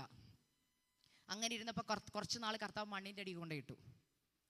ആ മണ്ണിൻ്റെ അടിയിലെ സീസൺ എന്ന് പറഞ്ഞാൽ ഞാൻ അധികം അങ്ങനെ നാട്ടിൽ വരത്തില്ല. ഞാൻ പറഞ്ഞു 24 മണിക്കൂറും പ്രാർത്ഥനാ മുറി ചെലവഴിക്കാൻ തുടങ്ങി. അതുവരെ അത്ര സീരിയസ്നെസ് ഇല്ലായിരുന്നു. പ്രായം മുന്നോട്ട് പോയപ്പോൾ ഞാൻ തന്നെ കരയാൻ തുടങ്ങി. അതുവരെ മമ്മി കരയും, ഞാൻ കരയത്തില്ലായിരുന്നു. എന്നാൽ ഞാൻ കരയാൻ തുടങ്ങിയപ്പോഴാണ് എൻ്റെ വിത്ത് നനയാൻ തുടങ്ങിയത്. ഹല്ലേലൂയ, പറഞ്ഞ മനസ്സിലാവുന്നുണ്ട്. ഇത് അമ്മമാര് പ്രാർത്ഥിക്കാനുണ്ടല്ലോ എന്നോർത്ത് മക്കള് പ്രാർത്ഥിക്കാതെ നടക്കും. അപ്പൊ കർത്താവ് എന്ത് ചെയ്യുന്നറിയോ? നമ്മുടെ കണ്ണുനീരൊഴുക്കാൻ നമ്മളെ മുഴങ്കാലിൽ ഇരുത്തും. അതിന് ചിലരെന്നെ കുത്താൻ വേണമായിരുന്നു. ദൈവം ചിലരെ കുത്താൻ എൻ്റെ ഭവനത്തിലേക്ക് അയച്ചു. അവർ നിയോഗം പോലെ കുത്തിയത് കൊണ്ടുണ്ടായ ഗുണം ഞാൻ പറയാം. ദൈവം ആഗ്രഹിച്ച, ദൈവം അയച്ച പുരുഷൻ എൻ്റെ വീട്ടിൽ വന്നു. ഹല്ലേലൂയ, ദൈവം അയച്ചവൻ വന്നു. ഹല്ലേലൂയ, വിവാഹം നടന്നു. ഇന്ന് കുടുംബമായിട്ട് ഞങ്ങൾ ഹല്ലേലൂയ സന്തോഷത്തോടെ ഫ്ലോറിഡയിൽ വസിക്കുന്നു. ഞാനിത് പറയാൻ കാരണം ദൈവം പറഞ്ഞൊരു വാഗ്ദത്തം ഉണ്ടായിരുന്നു എന്നോട്. ആ വാഗ്ദത്തം ഇതായിരുന്നു. ഹല്ലേലൂയ, യെശയ്യാ പ്രവാചകന്റെ പുസ്തകത്തിൽ നിന്ന് ഞാൻ കിഴക്ക് നിന്ന് ഒരു റാഞ്ചൻ പക്ഷിയെ, ദൂരദേശത്ത് നിന്ന് എൻ്റെ ആലോചന അനുഷ്ഠിക്കുന്ന പുരുഷനെ തന്നെ വിളിക്കുന്നു. ഞാൻ പ്രസ്താവിച്ചിരിക്കുന്നു, ഞാൻ നിവർത്തിക്കും. ഈ വാഗ്ദത്തം കിട്ടിയിട്ട് ഞാൻ ബൈബിളിൻ്റെ പുറകിൽ എഴുതിയിട്ട് പ്രാർത്ഥിച്ചില്ല. എന്നാൽ ഞാൻ പറഞ്ഞില്ലേ ചില പെനീനമാര് വന്ന് കുത്തുമെന്ന്. പെനീനമാര് വന്ന് കുത്താൻ തുടങ്ങി. ഹല്ലേലൂയ, ഇയ്യോബിന്റെ സ്നേഹിതന്മാർ വന്ന് കുത്താൻ തുടങ്ങി എന്ന് പറഞ്ഞ പോലെ പലര് വന്ന് കുത്താൻ തുടങ്ങിയപ്പോൾ എനിക്ക് മനസ്സിലായി ഇത് ഞാൻ തന്നെ കരയേണ്ട വിഷയമാ. ഹല്ലേലൂയ, സാധാരണ ഒരു പ്രാർത്ഥന കൊണ്ട് പറ്റത്തില്ല. ഞാൻ അന്ന് തൊട്ട് ഈ വാഗ്ദത്തത്തെ കയ്യിലെടുത്തു. അന്ന് തൊട്ട് ഞാൻ ഈ വചനം എല്ലായിടത്തും എഴുതിയിടാൻ തുടങ്ങി. അന്ന് തൊട്ട് മണിക്കൂറുകൾ രാത്രിയുടെ യാമങ്ങളിൽ ഞാൻ എൻ്റെ ഇന്നും ഞാൻ തുറന്നു പറയാം, ഇന്ന് എൻ്റെ കോട്ടയത്തെ വീട്ടിലൊരു സ്യൂട്ട് കേസിൻ്റെ അകത്ത് ഞാൻ എൻ്റെ ബാംഗ്ലൂരിൽ കരഞ്ഞ തലേണ സൂക്ഷിച്ചു വെച്ചിട്ടുണ്ട്. എന്തിനാണെന്നറിയോ? വരുന്ന എൻ്റെ കുഞ്ഞുങ്ങൾക്ക് നാളെ കാണിച്ചു കൊടുക്കാനാണ്. ഇത് മമ്മി പണ്ട് കരഞ്ഞതിൻ്റെയാ. ഹല്ലേലൂയ. അത് ഇന്ന് കരിമ്പൻ അടിച്ചായിരിക്കുന്നത്. പക്ഷേ ഇടയ്ക്കിടയ്ക്ക് ഞാൻ ലീവിന് നാട്ടിൽ വരുമ്പോൾ ഞാൻ ആ തലേണ എടുത്ത് കുറച്ച് നേരം അതിനെ അടുത്തിരുത്തും. എന്നിട്ട് ഞാൻ തലേണയോട് സംസാരിച്ചിട്ട് പറയുന്നൊരു കാര്യമുണ്ട്, ഈ തലേണയ്ക്ക് അറിയത്തുള്ളൂ ഹല്ലേലൂയ ഞാൻ കരഞ്ഞ കരച്ചിലിൻ്റെ അളവെന്താന്ന്. തലേണ കുതിർന്നിട്ടുണ്ട്, എൻ്റെ ബൈബിള് പ്രാർത്ഥനയിൽ കുതിർന്നിട്ടുണ്ട്. ഹല്ലേലൂയ. കുതിർന്നതൊന്നും വ്രതാവായില്ല. ഹല്ലേലൂയ. പ്രാർത്ഥിച്ച് ഓരോ പ്രാർത്ഥനയുടെ മറുപടികൾ ഇന്ന് കൊയ്തോണ്ടിരിക്കുകയാ ദൈവ പൈതലേ. അതുകൊണ്ട് വചനം പറയുന്നത് കണ്ണുനീരോടെ വേണം നീ വിതയ്ക്കാൻ, കണ്ണുനീരോടെ വേണം വിത്ത് ചുമക്കാൻ. നമ്മളെങ്ങനെയാ വിത്ത് ചുമക്കുന്നത്? 10 പേരോട് പറയും, യോ ഇന്നലെ ഒരു പാസ്റ്റർ വന്നിരുന്നു കേട്ടോ, എൻ്റെ മോനെക്കുറിച്ച് ഇങ്ങനെ ഒരു പ്രവചനം ഉണ്ടായിരുന്നു. ഇങ്ങനെ ഒറ്റ വാക്ക് ഞാൻ ലാസ്റ്റ് നിർത്തുകയാണ്. ഈ വിത്ത് മണ്ണിൻ്റെ അടിയിൽ ഇട്ട് കൊണ്ട് നടക്കേണ്ടത് നമ്മുടെ ചുമതലേ. വിത്ത് ചുമന്ന് കരയുന്നത് ആരാന്നറിയോ? അങ്ങനെ ചെയ്ത ഒരാള് മറിയയ്ക്കൊരു വാഗ്ദത്തം കൊടുക്കുക, പരിശുദ്ധാത്മാവ് നിന്റെ മേൽ വരും, അത്യുന്നതന്റെ ശക്തി നിന്റെ മേൽ നിഴലിടും. ആകയാൽ ഉത്ഭവിക്കുന്ന വിശുദ്ധ പ്രജ സാധാരണ ഒരാളല്ല കേട്ടോ. ഹല്ലേലൂയ. മാനവജാതിയുടെ മുഴുവൻ പാപത്തിൽ നിന്ന് വീണ്ടെടുക്കേണ്ട ദൈവത്തിന്റെ അഭിഷേകമുള്ളവനാ. അങ്ങനെയെങ്കിൽ ആ മറിയയ്ക്കൊരു കാര്യം മനസ്സിലായി, ഇത് സാധാരണ ഒരു വിത്തായിട്ട് എൻ്റെ ഉള്ളിൽ കിടക്കുന്നതിന് മുമ്പ് ഞാൻ കരയണം, ഞാൻ എന്നെ തന്നെ വേർതിരിക്കണം. അന്ന് മറിയ ചെയ്തൊരു കാര്യമുണ്ട്, അവൾ തനിയെ അവിടെ നിന്ന് യാത്ര ചെയ്ത് എലിസബത്തിന്റെ ഭവനത്തിൽ വന്നു. അല്ലെങ്കിൽ 3 മാസം അവിടെ പാർത്തു. എന്തായിരിക്കും അവിടെ നടന്നത്? നിങ്ങൾ വിചാരിക്കുന്ന മറിയയുടെ ജേർണി ഈസി ആയിരുന്നെന്നാണോ? മറിയയുടെ കണ്ണുനീരിനെ കുറിച്ച് നിങ്ങൾ ഇന്ന് വരെ ചിന്തിച്ചിട്ടുണ്ടോ? നിങ്ങൾ മറിയായിട്ടൊന്ന് ചിന്തിക്കണം. കൂടിപ്പോയ 18 വയസ്സ് അല്ലെ 19 വയസ്സ്, 18-19 വയസ്സുള്ളൊരു പെൺകുഞ്ഞ് അവളുടെ വിവാഹത്തെക്കുറിച്ചുള്ള എല്ലാ സ്വപ്നങ്ങളുമായിട്ട് നിൽക്കുമ്പോൾ പെട്ടെന്ന് അവിടെ ഒരു ഫുൾ സ്റ്റോപ്പ് വന്നിട്ട് ഒരു റീഡയറക്ഷൻ അവളുടെ ലൈഫിലേക്ക് വരിക. ഒരു വിത്ത് അവിടെ കയ്യിലോട്ട് കൊടുത്തു. പക്ഷെ അവൾ പറയുന്നൊരു വാക്കുണ്ട്, ഇതാ ഞാൻ കർത്താവിൻ്റെ ദാസി, നിന്റെ വാക്കുപോലെ ഭവിക്കട്ടെ. അവൾ ആ വിത്ത് കയ്യിലെടുത്തു, ചുമക്കാൻ തുടങ്ങി. ഓരോ ദിവസം അവൾ കഴിയും തോറും അവളുടെ കണ്ണുനീരിൻ്റെ അവസ്ഥ കൂടുകയാ. കാരണം മറ്റുള്ളവരവളെ കുത്തുമെന്ന് അവൾക്കറിയാം. ഹല്ലേലൂയ. നാട്ടുകാരവളെ കളിയാക്കുമെന്ന് അവക്കറിയാം. എന്നാൽ ഓരോ വാക്കിന്റെ മുമ്പിലും അവൾ ഹല്ലേലൂയ കണ്ണുനീരൊഴുക്കുകയാ. ഓരോ കണ്ണുനീരിന്റെ മുമ്പിലും ആ വിത്ത് അവിടെ ഉദരത്തിൽ വളർന്നുകൊണ്ടിരുന്നു. ഹല്ലേലൂയ. കൊയ്യേണ്ട ദിവസം വന്നപ്പോൾ അവൾ കൊയ്തു. ഹല്ലേലൂയ. ഇന്ന് നമ്മൾ വിളിക്കുന്ന യേശുവേ എന്ന് വിളിക്കുമ്പോൾ ആ യേശുവിന്റെ മുഖം ആദ്യം ഭൂമി കണ്ട വ്യക്തി ആരാ? പറ. മറിയ. നമ്മൾ ഇന്നും നമ്മൾ പറയും മറിയോട് പ്രാർത്ഥിക്കും, നമ്മൾ ഭാഗ്യവതി എന്ന് എന്ത് ചെയ്യും? നമ്മൾ വാഴ്ത്തും. എന്തുകൊണ്ടാ? നിങ്ങൾ ഇന്ന് വരെ മറിയയുടെ ഭാഗ്യത്തെക്കുറിച്ച് ചിന്തിച്ചിട്ടുണ്ടോ? ഞാൻ ചിന്തിക്കും, തൻ്റെ സൃഷ്ടാവ്, ഒന്ന് ഓർത്ത് നോക്കിക്കേ, തൻ്റെ സൃഷ്ടാവ് തൻ്റെ ഭാവിയുടെ നിർണയം നിർണയിക്കുന്നവനാ തൻ്റെ കയ്യിലിരിക്കുന്നത്. ഹല്ലേലൂയ. സാധാ ഒരു വാഗ്ദത്തം അല്ല കേട്ടോ. ഹല്ലേലൂയ. മറിയ ഹല്ലേലൂയ തലമുറയെ കയ്യിലെടുക്കുമ്പോൾ മറിയയ്ക്ക് പറയാൻ ഒത്തിരി കാര്യങ്ങളുണ്ട്. പക്ഷേ മറിയെ ദൈവം മറന്നു കളഞ്ഞില്ല. കാരണം മറിയ വെറുതെ അങ്ങ് വാഗ്ദത്തം കേട്ടിട്ട് പരിശുദ്ധാത്മാവ് ചെയ്യുന്നല്ലേ പറഞ്ഞു. എന്നാൽ പരിശുദ്ധാത്മാവ് അങ്ങ് ചെയ്യട്ടെന്ന് ഓർത്തിരുന്നോ? അവൾ ചെയ്യേണ്ടത് അവൾ ചെയ്തു. അവൾ നടന്നു. അവൾ അല്പനാൾ മണ്ണിൻ്റെ അടിയിൽ പോയി. എത്ര നാളാ? 3 മാസം. എവിടെയാ? എലിസബത്തിന്റെ അടുക്കൽ. അതിനെക്കുറിച്ച് ഞാൻ ദൂത് പറഞ്ഞിട്ടുണ്ട് പലപ്പോഴും. ഹല്ലേലൂയ. ഞാനും ഇതിനെക്കുറിച്ച് വലിയ ഗമനിച്ചിട്ടില്ല. ഞാൻ ഓർത്ത എലിസബത്തിന്റെ ഹല്ലേലൂയ അടുക്കൽ സന്തോഷത്തോടെ പോയതാ അല്ലേ? എലിസബത്ത് ഗർഭിണിയായെന്ന് അറിഞ്ഞുകൊണ്ട് പോയതാ. ശരിക്കും അതാണോ അതിൻ്റെ അർത്ഥം? ആണോ? അല്ല. വാഗ്ദത്തം നേരത്തെ പ്രാപിച്ചവരുടെ അടുക്കൽ ഇപ്പോൾ വാഗ്ദത്തം കിട്ടിയവർ പോയാൽ ഗുണം എന്നറിയോ? 2 പേരും പോസിറ്റീവേ പറയത്തുള്ളൂ. അവരുടെ ഇടയിൽ നെഗറ്റീവിന് സ്ഥാനമില്ല. നമ്മൾ പലപ്പോഴും വാഗ്ദത്തം കിട്ടിയിട്ട് പോകുന്നത് നെഗറ്റീവ് പറയുന്നവരുടെ അടുക്കലാ. അപ്പം നമ്മൾ പിന്നെ വരുന്നത് ഡൗട്ടുമായിട്ടാണ്. ഞാനൊരു ദൂത് പറയാം നിങ്ങളോടെ. മാതാക്കളോടൊരു ദൂത് പറയുക, യങ് മദേഴ്സിനോടൊരു ദൂത് പറയുക. വാഗ്ദത്ത തലമുറ ഉദരത്തിലുണ്ടെങ്കിൽ ഓർത്തോ, പ്രതികൂലത്തിൻ്റെ നടുവിലായിരിക്കും നീ നടക്കുന്നത്. ഹല്ലേലൂയ. വാഗ്ദത്ത തലമുറ ഉദരത്തിലുണ്ടെങ്കിൽ ഓർത്തോ, എല്ലാ മേഖലയിൽ നിന്നും ഹല്ലേലൂയ ശുശ്രൂഷയ്ക്കെതിരെയും ജീവിതത്തിനെതിരെയും കുത്തുകൾ വരും. പക്ഷെ വാഗ്ദത്തമുള്ള തലമുറ പുറത്തു വരണമെങ്കിൽ മാതാപിതാക്കളെ നിങ്ങൾ ഉപവസിക്കണം, നിങ്ങൾ പ്രാർത്ഥിക്കണം. ഈ കാലഘട്ടത്തിൽ നിങ്ങളുടെ ഉദരത്തിൽ ജനിക്കുന്ന തലമുറകൾ ഹല്ലേലൂയ അഭിഷക്തന്മാരായി എഴുന്നേൽക്കാൻ ഹല്ലേലൂയ ഗർഭാവസ്ഥയിലെ ഉപവസിച്ച് പ്രാർത്ഥിക്കണം.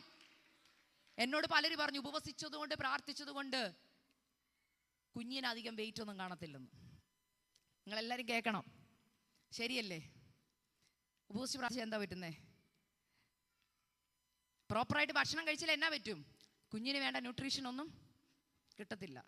സത്യവാ. ഞാൻ ആശുപത്രിയിലോ പോകുന്നില്ല, അതുകൊണ്ട് എല്ലാ ദിവസവും പോയി വെയിറ്റ് ചെക്ക് ചെയ്തപ്പോൾ ഉപവാസം തുടങ്ങിയപ്പോൾ എത്രയുണ്ടായിരുന്നു അത്രയും തന്നെ ഉള്ളായിരുന്നു 9 മാസം വരെ. അപ്പോൾ ഉള്ളിൽ എന്ത് വരും? സംശയം വരും. സംശയം വരുമ്പോൾ ഭയം വരും. ഇങ്ങനെ പല കാര്യങ്ങൾ എൻ്റെ ഉള്ളിൽ വന്നു. എന്നാൽ പരിശുദ്ധാത്മാവ് ഓരോ വട്ടം എനിക്ക് ഭയം വരുമ്പോഴും എന്നെ പരിശുദ്ധാത്മാവ് ഓർമ്മപ്പെടുത്തിയൊരു കാര്യമുണ്ട്. ഹല്ലേലൂയ, ഞാനല്ലേ നിന്നോട് പറഞ്ഞത്? ആരാ ഈ ഞാൻ? ഹല്ലേലൂയ. ഒരു ദിവസം രാത്രിയിൽ പരിശുദ്ധാത്മാവ് എന്നോട് ഹൃദ്യമായി സംസാരിച്ചൊരു വാക്യമുണ്ട്. ആ വാക്യമാണ് ഇപ്പോഴും എൻ്റെ സ്ട്രെങ്ത് എന്ന് പറയുന്നത്. ഏത് പ്രതിസന്ധിയെ നോക്കി ഞാൻ പ്രവചിക്കുന്ന ഒരു വാക്യമാ. എന്താണെന്നറിയോ? മരിച്ചവരെ ജീവിപ്പിക്കുകയും ഇല്ലാത്തതിനെ ഉള്ളതിനെ പോലെ വിളിച്ചു വരുത്തുവാൻ കഴിവുള്ള സർവശക്തനായ എൻ്റെ ദൈവം. ആ വാക്യത്തിന് ഭയങ്കര ശക്തിയാ. നിന്റെ ജീവിതത്തിന്റെ പ്രതിസന്ധിയെ നോക്കി നീ അത് പറഞ്ഞ ശത്രു വഴിമാറിപ്പോകും. ശത്രു ചുമ്മാ അതും ഇതും പറയുമ്പോൾ നമ്മൾ പേടിക്കാനുള്ളവരല്ല. നമ്മുടെ ദൈവത്തിന്റെ വാക്ക് പറയാൻ നമ്മൾ ധൈര്യത്തോടെ എന്നിട്ട് പറയണം, ഈ വിഷയത്തിൽ ഞാൻ കുലുങ്ങത്തില്ല. കാരണം മരിക്കുമെന്ന് പറഞ്ഞാൽ പറയണം, മരിച്ചെങ്കിൽ ജീവിപ്പിക്കാൻ എൻ്റെ ദൈവത്തിന് കഴിയും. ഹല്ലേലൂയ. നിന്റെ ശരീരത്തിൽ ഒരു അവയവം എടുത്തു കളയണമെന്ന് ശത്രു പറയുമ്പോൾ പറയണം, ഹല്ലേലൂയ. അങ്ങനെയെങ്കിൽ അങ്ങനെ, പക്ഷെ ഇല്ലാത്തതിനെ ഉള്ളതിനെ പോലെ വിളിച്ചു വരുത്തുവാൻ എൻ്റെ ദൈവത്തിന് കഴിയും. ഹല്ലേലൂയ. ഇല്ലാത്തതിനെ ഉള്ളതിനെ പോലെ സൃഷ്ടിക്കാൻ കഴിയും. ഞാൻ ഈ വാക്യം ഉദരത്തിൽ വെച്ച് പ്രാർത്ഥിക്കാൻ തുടങ്ങി. എന്നോട് പരിശുദ്ധാത്മാവ് പറഞ്ഞ പെയിൻ വരും മാത്രം ഹോസ്പിറ്റലിൽ പോയാൽ മതി. അവിടെ വലിയ നമ്മളിവിടുത്തെ പോലെ ഒത്തിരി മരുന്നുകളൊന്നും നമുക്ക് തരത്തില്ല പെട്ടെന്ന്. ഞാൻ ഹോസ്പിറ്റലിൽ പെയിൻ വന്നപ്പോഴാണ് ചെന്നത്. ജാനുവരി 19 രാത്രി അഡ്മിറ്റായി. 20 രാവിലെ 10:15 എനിക്ക് അനുഗ്രഹിക്കപ്പെട്ട ആൺകുഞ്ഞിനെ ദൈവം ദാനമായിട്ട് തന്നു. കുഞ്ഞിൻ്റെ ജെൻഡർ ഒന്നും അറിയത്തില്ല കേട്ടോ. ഞാൻ പറഞ്ഞില്ല, ആശുപത്രി പോയിട്ടില്ല. പക്ഷെ ആൺകുഞ്ഞിൻ്റെ തുണിയും ആൺകുഞ്ഞിൻ്റെ പേരുമായിട്ടാണ് ഞാൻ പോയത്. കാരണം വാഗ്ദത്ത തലമുറയാണെന്നറിയാം. ഹല്ലേലൂയ. പലരും എന്നോട് ചോദിച്ചു എങ്ങനെ. ഞാൻ പറഞ്ഞു അറിയാം. പേര് കുഞ്ഞിൻ്റെ ജെൻഡർ അറിയുന്നതിന് മുമ്പേ ഇട്ടയാളാ. ഹല്ലേലൂയ. അവൻ്റെ പേര് യോവേൽ എന്നാ. ഹല്ലേലൂയ. യോവേൽ എന്ന് പേര് വിട്ടു. വിശ്വാസത്താൽ ആൺകുഞ്ഞിൻ്റെ തുണിയൊക്കെ എടുത്ത് വെച്ചേക്കുക. ഹല്ലേലൂയ. ഡെലിവറി കഴിഞ്ഞ് ആദ്യം എനിക്ക് അറിയേണ്ടത് എന്തായിരുന്നറിയോ? കുഞ്ഞിൻ്റെ വെയിറ്റ്. ഞാൻ ഇങ്ങനെ വെയിറ്റ് ചെയ്ത് കണ്ണിങ്ങനെ തുറന്ന് ഇടയ്ക്കിടയ്ക്ക് കൊച്ചിനെ നോക്കുന്നുണ്ട്. എൻ്റെ ഹസ്ബൻഡാ അംബ്ലിക്കൽ കോഡ് കട്ട് ചെയ്ത്. അപ്പോഴും എൻ്റെ അച്ചാച്ചൻ അറിയാം ഞാൻ എന്താ ഉദ്ദേശിക്കുന്നെന്ന്. കണ്ണുകളിലേക്ക് ഇങ്ങനെ നോക്കുക. ഡോക്ടറിനോട് അപ്പോൾ എൻ്റെ ഹസ്ബൻഡ് പറഞ്ഞു, ടെസ്റ്റ് മണി പറയാം, എൻ്റെ വൈഫ് ഫാസ്റ്റിംഗ് ആയിരുന്നു. അപ്പോൾ ഡോക്ടർ പറയും, ഫാസ്റ്റിങ്ങോ? അയ്യോ, പ്രഗ്നൻസി പീരീഡ് ഫാസ്റ്റിംഗ് ഒന്നും ഇരിക്കാൻ പാടില്ല. അപ്പോൾ എൻ്റെ ഹസ്ബൻഡ് പറഞ്ഞു, ഇതെല്ലാം കഴിയട്ടെ പിന്നെ പറയാമെന്ന് പറഞ്ഞു ടെസ്റ്റ് മണി. ഹല്ലേലൂയ. ഡോക്ടർ പിന്നെ റൂമിൽ വന്ന് കേട്ടോ ടെസ്റ്റ് മണി കേൾക്കാൻ. Hallelujah, hallelujah. അത് കഴിഞ്ഞ് കുഞ്ഞ് പുറത്ത് വന്നപ്പോൾ എൻ്റെ ആദ്യത്തെ 2 കുഞ്ഞുങ്ങളും, ഞാൻ അവിടുത്തെ രീതിയിലാണ് പറഞ്ഞത്, ഇവിടുത്തെ കണക്ക് ഞാൻ പറയാൻ നോക്കാം. അവിടുത്തെ അനുസരിച്ച് 7 പൗണ്ട്സ് ആയിരുന്നു എൻ്റെ പിള്ളേർ. ഒരാൾ 7 പൗണ്ട്സ് 1 ഔൺസും ഒരാൾ 7 പൗണ്ട്സ് 7 ഔൺസും. എന്നാൽ 3ാമത്തെ ആൾ വന്നപ്പോൾ ആ 2 പേർക്ക് നന്നായിട്ട് ഭക്ഷണം കഴിച്ചു. ഡോക്ടേഴ്സ് ചെക്കപ്പ് ഉണ്ടായിരുന്നു. ഭയങ്കര കെയർ ചെയ്ത കൊച്ചുങ്ങളാണ്. അവർ 7 പൗണ്ടേ ഉള്ളൂ. ഇവനുണ്ടായി. ഞാൻ ആദ്യം നോക്കി ഡോക്ടറോട് ചോദിച്ചു, അച്ഛനോട് ചോദിച്ചു എത്രയാണ് വെയിറ്റ് അറിയാനല്ലേ ഈ ആകാംക്ഷ. ഞാൻ പറഞ്ഞു അതെ. കുഞ്ഞിനെ എടുത്തുകൊണ്ട് എൻ്റെ കയ്യിലോട്ട് വന്നിട്ട് പറഞ്ഞു, ഇവൻ 8 പൗണ്ട്സ് 3 ഔൺസ് ഉണ്ട്. അതായത് 3.850 കിലോ ഉണ്ടായിരുന്നു എൻ്റെ കുഞ്ഞ്. ഇന്നും ഞാൻ എൻ്റെ 3 കുഞ്ഞുങ്ങളെക്കാൾ അവനാ കാണാൻ എടുക്കാൻ. മനസ്സിലാകുന്നുണ്ടോ? അപ്പം ഞാൻ ഇവനെ കാണുമ്പോൾ എൻ്റെ ഹസ്ബൻഡ് അവനെ വിളിക്കുന്ന ഒരു ഫാസ്റ്റിംഗ് ബേബി എന്നാ. മനസ്സിലായെന്ന് വിശ്വസിക്കുന്നു. അതിൻ്റെ അർത്ഥം എന്നാന്ന് ഞാൻ പറയാം. നമ്മുടെ വിചാരം നമ്മൾ ടേക്ക് കെയർ ചെയ്താലേ നമ്മുടെ കാര്യങ്ങളൊക്കെ നടക്കത്തുള്ളെന്നാ. ഞാൻ ടേക്ക് കെയർ ചെയ്താലേ എൻ്റെ സാമ്പത്തിക ബുദ്ധിമുട്ട് മാറത്തുള്ളെന്നാ. നിങ്ങൾ എന്നെ ഇവിടെ നോക്കുമ്പോൾ എൻ്റെ ജീവിതത്തിൽ നോക്കി നിങ്ങൾ ചോദിക്കുക, സിസ്റ്ററെ എന്തുവാ പഠിച്ചത്? BSc നേഴ്സാ. എന്തിനാ BSc നേഴ്സ് പഠിക്കാൻ പോയെന്ന് എന്നോട് ചോദിച്ചാൽ ഞാൻ എന്താ പറയുന്നത്? നഴ്സിംഗ് പഠിക്കാനുള്ള കൊതി കൊണ്ട് ആതുരസേവനം കൊണ്ടൊന്നും അല്ല ദൈവമക്കളെ. സത്യസന്ധമായിട്ട് ഞാൻ പറയുക, നോണ പറയുന്നില്ല. പൈസ ഉണ്ടാക്കാൻ വേണ്ടിയാണ് ഞാൻ നേഴ്സായത്. എനിക്ക് അങ്ങനെ വലിയ ആതുരസേവനം ചെയ്യണമെന്നുള്ള ആഗ്രഹമൊന്നും ഇല്ലായിരുന്നു. എനിക്ക് നന്നായിട്ട് പൈസ ഉണ്ടാക്കണമായിരുന്നു. എൻ്റെ അംബീഷൻ അതായിരുന്നു. എന്നാൽ ഈ അംബീഷൻ അറിയാവുന്ന കർത്താവ് എന്താ ചെയ്തെന്നറിയോ? നേഴ്സിംഗ് ഞാൻ പഠിച്ചതും എൻ്റെ കഴിവ് കൊണ്ടല്ല, എൻ്റെ അപ്പയമ്മ അല്ല എന്നെ പഠിപ്പിച്ചത്. അത്ഭുതത്തിൻ്റെ സാക്ഷ്യമാത്. ഹല്ലേലൂയ. നേഴ്സിംഗ് പഠിച്ചത് ഫ്രീ ആയിട്ടാണ്. നേഴ്സിംഗ് കഴിഞ്ഞ് ഹല്ലേലൂയ അമേരിക്കയിൽ പോയി അവിടെ പോയി 6 അങ്ങോട്ട് എഴുതി ജോലിയൊക്കെ കിട്ടാൻ വേണ്ടി നിന്നപ്പോഴാണ് കർത്താവ് തൻ്റെ വേലയ്ക്ക് വേണ്ടി അങ്ങോട്ട് വിളിച്ചത്. വിശ്വസിക്കാൻ പറ്റുന്നുണ്ടോ? അന്ന് ഞാൻ ദൈവത്തോട് ചോദിച്ചൊരു ചോദ്യമേ ഉള്ളൂ. എൻ്റെ പപ്പ, മമ്മി, എനിക്ക് 3 അനിയത്തിമാർ, ഞങ്ങൾ വാടക വീട്ടിലാണ് താമസിക്കുന്നത്. സ്വന്തമായിട്ട് 1 സെൻറ്റ് സ്ഥലമോ വീടോ വസ്തുവോ ഒന്നുമില്ലാത്തവരായിരുന്നു ഞങ്ങൾ. ഞാൻ പറയുന്നത് നിങ്ങൾക്ക് ഊഹിക്കായിരിക്കും. കർത്താവിൻ്റെ വേലയ്ക്ക് വേണ്ടി ഇറങ്ങിയ ഒരു അപ്പനും അമ്മയും. ഹല്ലേലൂയ. സ്വന്തമായിട്ട് വീടില്ലായിരുന്നു, വസ്തു ഇല്ലായിരുന്നു, 1 സെൻറ്റ് സ്ഥലം പോലും അപ്പയ്ക്കോ അമ്മയ്ക്കോ ഇല്ല. വാടക വീട്ടിലാണ് ജീവിച്ചത്. 3 അനിയത്തിമാരുടെ ഭാവി ഞാൻ നോക്കണം. എല്ലാ ബാധ്യതകളും ഉള്ളപ്പോൾ കർത്താവ് വിളിക്കുക എൻ്റെ വേലയ്ക്കിറങ്ങാൻ. വിശ്വസിക്കാൻ പറ്റുന്നവർ വിശ്വസിക്കുക. എല്ലാം വിട്ട് നീ എൻ്റെ വേലയ്ക്കിറങ്ങാൻ പറ. അപ്പം ഞാൻ കർത്താവിനോട് ചോദിച്ചു, കർത്താവേ 1 വർഷം ഒന്ന് ജോലി ചെയ്ത് ഇച്ചിരി കാശുണ്ടാക്കി ഒരു മാന്യമായ ഒരു വീട് മേടിച്ച്, ഇങ്ങനെ കുറേ അങ്ങോട്ട് ചോദിച്ചപ്പോൾ കർത്താവ് എന്നോടൊരു ക്വസ്റ്റ്യൻ ചോദിച്ചു. ആ ചോദ്യം ഇതായിരുന്നു, മോളെ ഇത്രയും നാൾ നടത്തിയത് ആരാ? ഞാൻ പറഞ്ഞു, കർത്താവാ. നീ അധ്വാനിച്ചതാണോ? ഞാൻ പറഞ്ഞു, അല്ല. അപ്പൻ അധ്വാനിച്ചതാണോ? അല്ല. ഓരോ ദിവസവും ഞാനിത് പറയുമ്പം നിങ്ങൾ ഓർക്കും, ഇതാണ് എന്നെ അറിയാവുന്നവർ ഇതിനകത്തുണ്ട്, എൻ്റെ പേരൻസിനെ അറിയാവുന്നവരുണ്ട്. നിങ്ങളല്ലെങ്കിൽ കോട്ടയത്ത് വന്ന് അന്വേഷിച്ചാൽ മതി. അന്നന്നത്തെ ആഹാരം പോലും പ്രാർത്ഥിച്ചു മേടിച്ചവരാ ഞങ്ങൾ 4 കുഞ്ഞുങ്ങൾ. അല്ലാതെ പപ്പ പോയിട്ട് വരുമ്പോൾ ഉണ്ടെന്നും മാസം ഇത്ര വരുമാനം കിട്ടുമെന്നല്ല, വിശ്വാസ ജീവിതം ചെയ്തവരാ. അതുകൊണ്ട് അടുത്ത നേരത്തെ ആഹാരം വേണമെങ്കിൽ മമ്മി പറയും പോയിരുന്ന് പ്രാർത്ഥിക്കാൻ. അങ്ങനെ ഓരോ ദിവസം കഴിഞ്ഞു പോയത്, ഓരോ നേരം കഴിഞ്ഞു പോയത്. അപ്പം നമുക്ക് പറയാൻ പറ്റുമോ എങ്ങനെയാ ഭാവിയെന്ന്?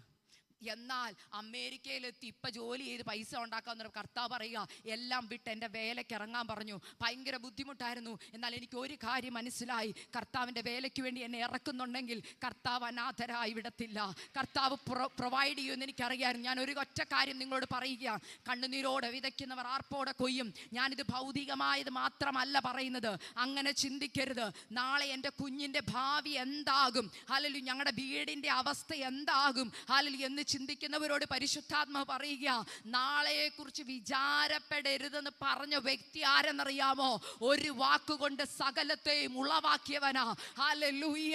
നമ്മൾ പലപ്പോഴും ചിന്തിക്കുന്നത് നമ്മൾ ചെയ്താലേ ദൈവത്തിന് വല്ലതും ചെയ്യാൻ പറ്റുന്നുള്ളതാ. എൻ്റെ സഹായം ദൈവത്തിന് വേണോന്നാ? വേണ്ടെന്ന്. ഹല്ലേലൂയ.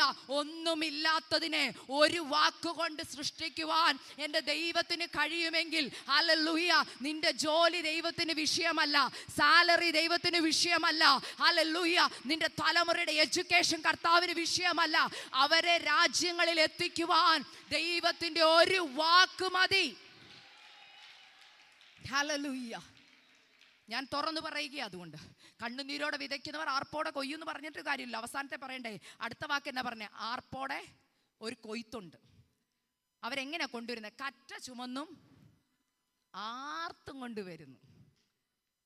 ഈ ആർപ്പ് വിളിച്ച് ഇവർ കറ്റയും കൊണ്ട് വരുമ്പോൾ ആൾക്കാർ ചോദിക്കും, ഓ നിങ്ങൾക്ക് എന്താ ഇത്രയും കൊട്ടിപ്പാട്ട്? അപ്പം ഇവർ പറയും, സന്തോഷം കൊണ്ടാ. ഇത്രയും നാൾ മൗനമായിരുന്നല്ലോ. അതെ, മണ്ണിൻ്റെ അടിയിലായിരുന്നു. എന്തോടുക്കുമായിരുന്നു? കുറേ നാളായിട്ട് കാണാനില്ലായിരുന്നല്ലോ. അത് ഉപവാസ പ്രാർത്ഥനയ്ക്ക് പോയേക്കുമായിരുന്നു. ഉപവാസത്തിലും കല്യാണത്തിനൊന്നും കാണുന്നില്ലല്ലോ. അത് ഉപവാസവും പ്രാർത്ഥനയായിരുന്നു. ഉപവാസം പ്രാർത്ഥിച്ചിട്ട് വല്ലതും കിട്ടിയോ? ആണ്ട വരുന്നുണ്ട് പുറകെ ജാഥയായിട്ട്. എന്തോ വരുന്നേ? ചിലർ മടങ്ങി വരുക. സിയോന്റെ പ്രവാസികൾ ദാണ്ട് വരി വരിയായിട്ട് വരികയാ. ഹല്ലേലൂയ. നിനക്ക് വേണ്ടി ദൈവം പറഞ്ഞ വാഗ്ദത്തങ്ങൾ ഓരോന്നും ദാണ്ട് വരി വരിയായി വരികയാ. നിന്റെ തലമുറകൾ നാളെ സ്റ്റേജിൽ നിൽക്കുമ്പോൾ പറയണം, കണ്ണുനീരോടെ വിതച്ചതാ, എൻ്റെ വിത്തിന്റെ മേൽ കണ്ണുനീര് വിതയ്ക്കപ്പെട്ടിട്ടുണ്ട്. കണ്ണുനീര് നനഞ്ഞ വിത്താ ദാണ്ടാ നിൽക്കുന്നേ. ഹല്ലേലൂയ.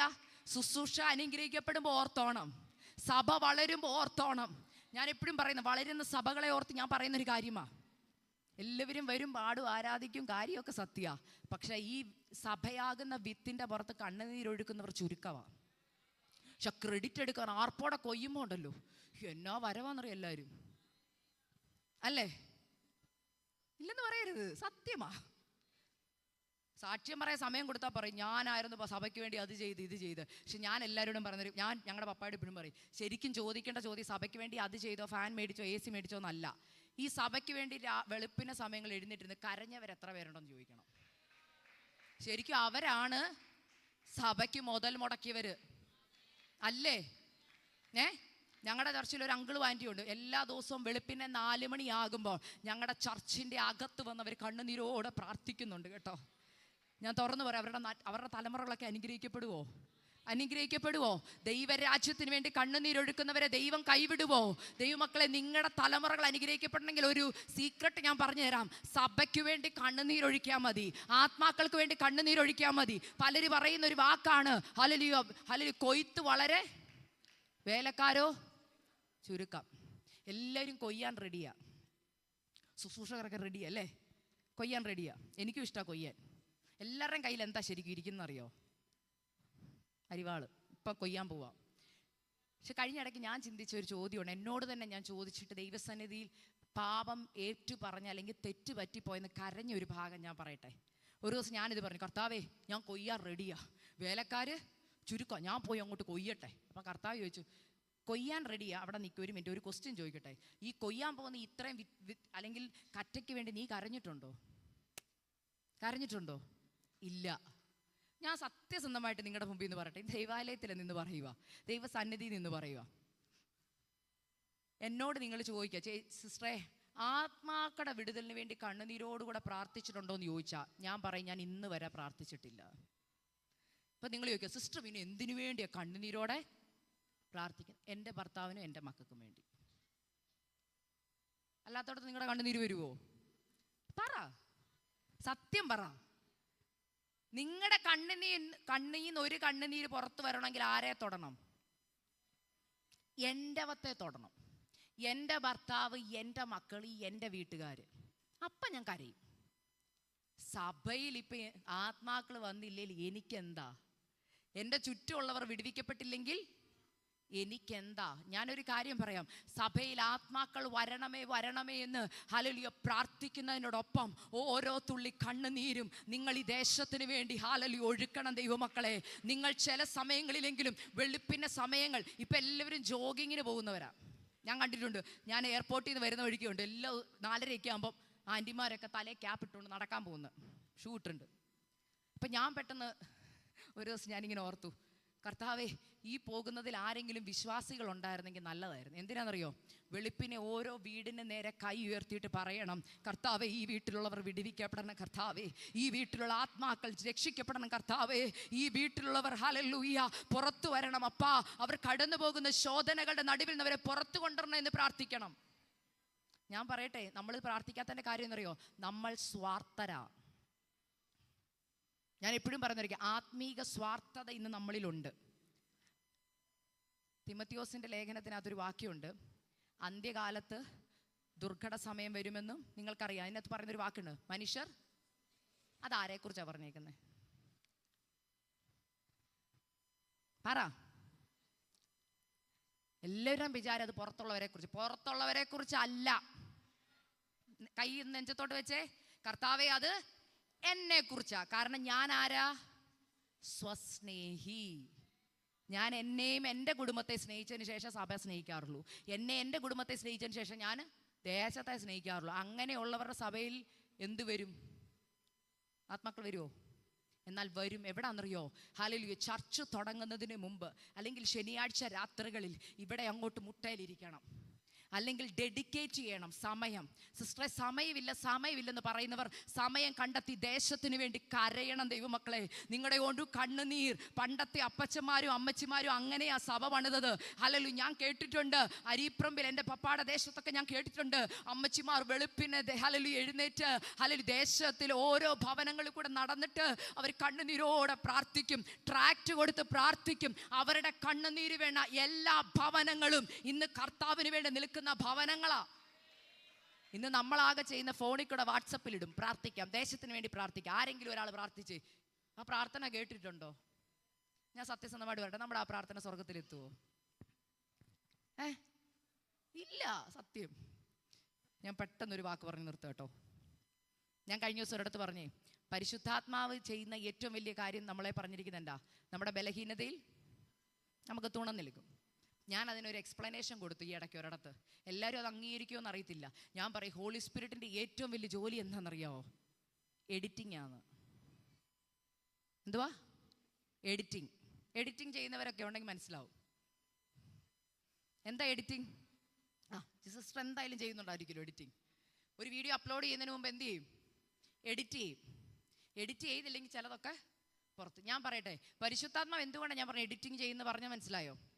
നമ്മളൊക്കെ പ്രാർത്ഥിക്കുന്ന പ്രാർത്ഥന അതേപോലെ സ്വർഗത്തിലെത്തിയിരുന്നെങ്കിൽ ഇന്ന് നിങ്ങൾ ഇത്രയും പേര് ജീവനോടെ ഇവിടെ കാണുമോ? ആൻറ്റി കാണത്തില്ല. എന്നാന്ന് ഞാൻ പറയട്ടെ, ഞാനിവിടെ കാണത്തില്ലായിരുന്നു. ഞാൻ എത്ര വട്ടം പ്രാർത്ഥിച്ചു. നമ്മുടെ ആഗ്രഹം തന്നെ ഇപ്പം പ്രാർത്ഥിക്കും, ഇപ്പം മറുപടി കർത്താവേ ഉടനെ പ്രവർത്തിക്കണേ, ഉടനെ തരണേ. അങ്ങനെ പ്രാർത്ഥിക്കുന്ന പ്രാർത്ഥനയുണ്ട്. കർത്താവ് എല്ലാം ഉടനെ തന്നിരുന്നെങ്കിൽ ഞാൻ ഇന്നിവിടെ ജീവനോടെ കാണത്തില്ലായിരുന്നു. അതിൻ്റെ കാരണം എന്നാന്ന് നിങ്ങൾക്കറിയാമോ? ഞാൻ എത്ര വട്ടം വേദനയുടെ നടുവിൽ നെഞ്ചത്ത് അടിച്ചു പറഞ്ഞിട്ടുണ്ട്, കർത്താവേ ഇപ്പോൾ മതി, എൻ്റെ പ്രാണനെ പറ എടുത്തോണേ. ഓ എൻ്റെ കർത്താവേ. ചിലർ പ്രാർത്ഥിക്കത്തില്ലേ, ഈ കെട്ടിയോനെ കൊണ്ട് ഞാൻ എനിക്ക് കുടുംബജീവിതം പറ മതിയായേ. ചിലർ തലമുറയെ നോക്കിയിട്ട് പറയും, എൻ്റെ കർത്താവ് ഈ ചെറുക്കനെ കൊണ്ട് എനിക്ക്. നിങ്ങളാരും പറയാറില്ല, വേറെ ആൾക്കാർ പറയും. അങ്ങനെ പറയുന്നതെല്ലാം കർത്താവ് യെസ് മറുപടി തന്നിരിക്കുന്നു എന്ന് പറഞ്ഞിരുന്നു. ഇന്ന് എത്ര പേര് ഇവിടെ കണ്ടേനെ? നമ്മളൊക്കെ എപ്പോഴേ ശവപ്പെട്ടിക്കകത്ത് ആയനെ. പക്ഷെ പരിശുദ്ധാത്മാവ് ചെയ്യുന്ന എന്നറിയോ? എഡിറ്റിങ്ങാ, എഡിറ്റിങ്ങിന്റെ പണിയാ. എന്താണെന്നറിയോ? നമ്മുടെ പ്രാർത്ഥനയുടെ അതിനെ നല്ലതായിട്ട് മോഡിഫൈ ചെയ്ത് നന്നായിട്ട് മോളിൽ. അതിനാ പറഞ്ഞ പരിശുദ്ധാത്മാവ് നിങ്ങൾക്ക് പ്രാർത്ഥിക്കേണ്ടത് എങ്ങനെയെന്ന് നിങ്ങൾക്ക് അറിയത്തില്ല. അതിന് പരിശുദ്ധാത്മാവ് ചെയ്യുന്ന എന്താ? നിങ്ങളുടെ ബലഹീനതയിൽ തുണ നിൽക്കുന്നു. എപ്പോഴും ഓർത്തോണം. പ്രാർത്ഥിക്കാൻ റൂമിനകത്ത് വിട്ട് പരിശുദ്ധാത്മാവിനോട് പറയണം, പരിശുദ്ധാത്മാവേ എനിക്കെങ്ങനെ ഈ വിഷയത്തിൽ പ്രാർത്ഥിക്കേണ്ടതെന്ന് അറിയത്തില്ല, അതുകൊണ്ട് എന്നെ ഒന്ന് സഹായിച്ചേക്കണേ. അതുകൊണ്ട് ഇന്ന് പ്രാർത്ഥിക്കാൻ തുടങ്ങുമ്പോൾ ഇന്ന് തൊട്ട് സാധാ പ്രാർത്ഥനയല്ല. ഇന്നത്തെ പ്രാർത്ഥനയുടെ പ്രത്യേകത, ഇന്ന് തൊട്ട് പ്രാർത്ഥിക്കുമ്പോൾ ഓർക്കണം, വിത്ത് വാക്തത്വമാകുന്ന വിത്ത് ഇന്ന് മണ്ണിൻ്റെ അടിയിൽ ഞാൻ ഇടാൻ പോകുക. ആ മണ്ണിൻ്റെ അടിയിൽ ഇടുമ്പോൾ ഞാൻ ചെയ്യേണ്ട 2 കാര്യങ്ങൾ. ഞാൻ കണ്ണുനീരോടെ കരയണം, വാക്തത്വത്തെ ചുമക്കണം. അങ്ങനെ പറയുന്ന എത്ര പേരുണ്ട്? ഇന്ന് ഒന്ന് എഴുന്നേറ്റ് നിൽക്കാമോ? കർത്താവേ ഇതുവരെ ഞാൻ വാക്തത്വത്തിന് വേണ്ടി വെറുതെ പ്രാർത്ഥിച്ചിട്ടേ ഉള്ളൂ. എന്നാൽ ഇന്നു മുതൽ ഞാൻ പറയുന്നൊരു കാര്യം ശ്രദ്ധിക്കണം. സഭാപ്രസംഗിൽ ഇങ്ങനെ എനിക്കൊന്ന് ജിസസിസ്റ്ററുടെ ചാനലിൽ ഞാൻ ആ ഒരു മെസ്സേജ് പറഞ്ഞിട്ടുള്ളതാണ്. ദൈവസന്നിധിയിൽ ഒരു വാക്ക് പറയാൻ നീ ബന്ധപ്പെടരുത്. ദൈവസന്നിധിയിൽ ഒരു വാക്ക് പറയാൻ ബന്ധപ്പെടരുത്. 2, ദൈവത്തോട് വെറുതെ വാക്കും കൊടുക്കരുത്. ദൈവം നിന്റെ വാക്ക് നിമിത്തം കോപിച്ച് നിന്റെ കൈകളുടെ പ്രവൃത്തിയെ നശിപ്പിക്കരുത്. അതുകൊണ്ട് വാക്തത്വം വൈകുന്നു എന്നുള്ളവർ ഓർത്തോണം. വാക്തത്വം വൈകാൻ കാരണം വിത്ത് മണ്ണിൻ്റെ അടിയിൽ കിടന്ന് ഉണങ്ങി തുടങ്ങി. മനസ്സിലാവുന്നുണ്ടെന്ന് വിശ്വസിക്കുന്നു. തലമുറയുടെ വിഷയത്തിന് മറുപടി ഇല്ല. വൈകുന്നു എന്ന് തോന്നുന്നവർ ഓർത്തോ, വിത്ത് മണ്ണിൻ്റെ അടിയിൽ കിടന്ന് ഉണങ്ങാൻ തുടങ്ങി. അതിനെ നനയ്ക്കേണ്ട സമയമായത്. എന്നാലേ വാക്തത്വം നിവൃത്തി പ്രാപിക്കാൻ പറ്റത്തുള്ളൂ. ഇന്ന് ഈ വൈകുന്നേര സമയം എത്ര പേർ ദൈവസന്നിധിയിൽ തീരുമാനമെടുക്കും, അപ്പാ എൻ്റെ ജീവിതത്തിൽ കുറവ് വന്നുപോയി, ഞാൻ വാക്തത്വത്തെ വെറും ഹല്ലേലൂയ കൈകളിൽ എടുക്കുന്നതിന് പകരം ഇന്ന് വരെ എൻ്റെ ഹൃദയത്തിലേക്ക് അതിനെ ആഴമായി ഞാൻ എടുത്തിട്ടില്ല, ഹല്ലേലൂയ വിത്തിനെ ഞാൻ ചുമന്നിട്ടില്ല, വാക്തത്വത്തിന് വേണ്ടി ഞാൻ കരഞ്ഞിട്ടില്ല.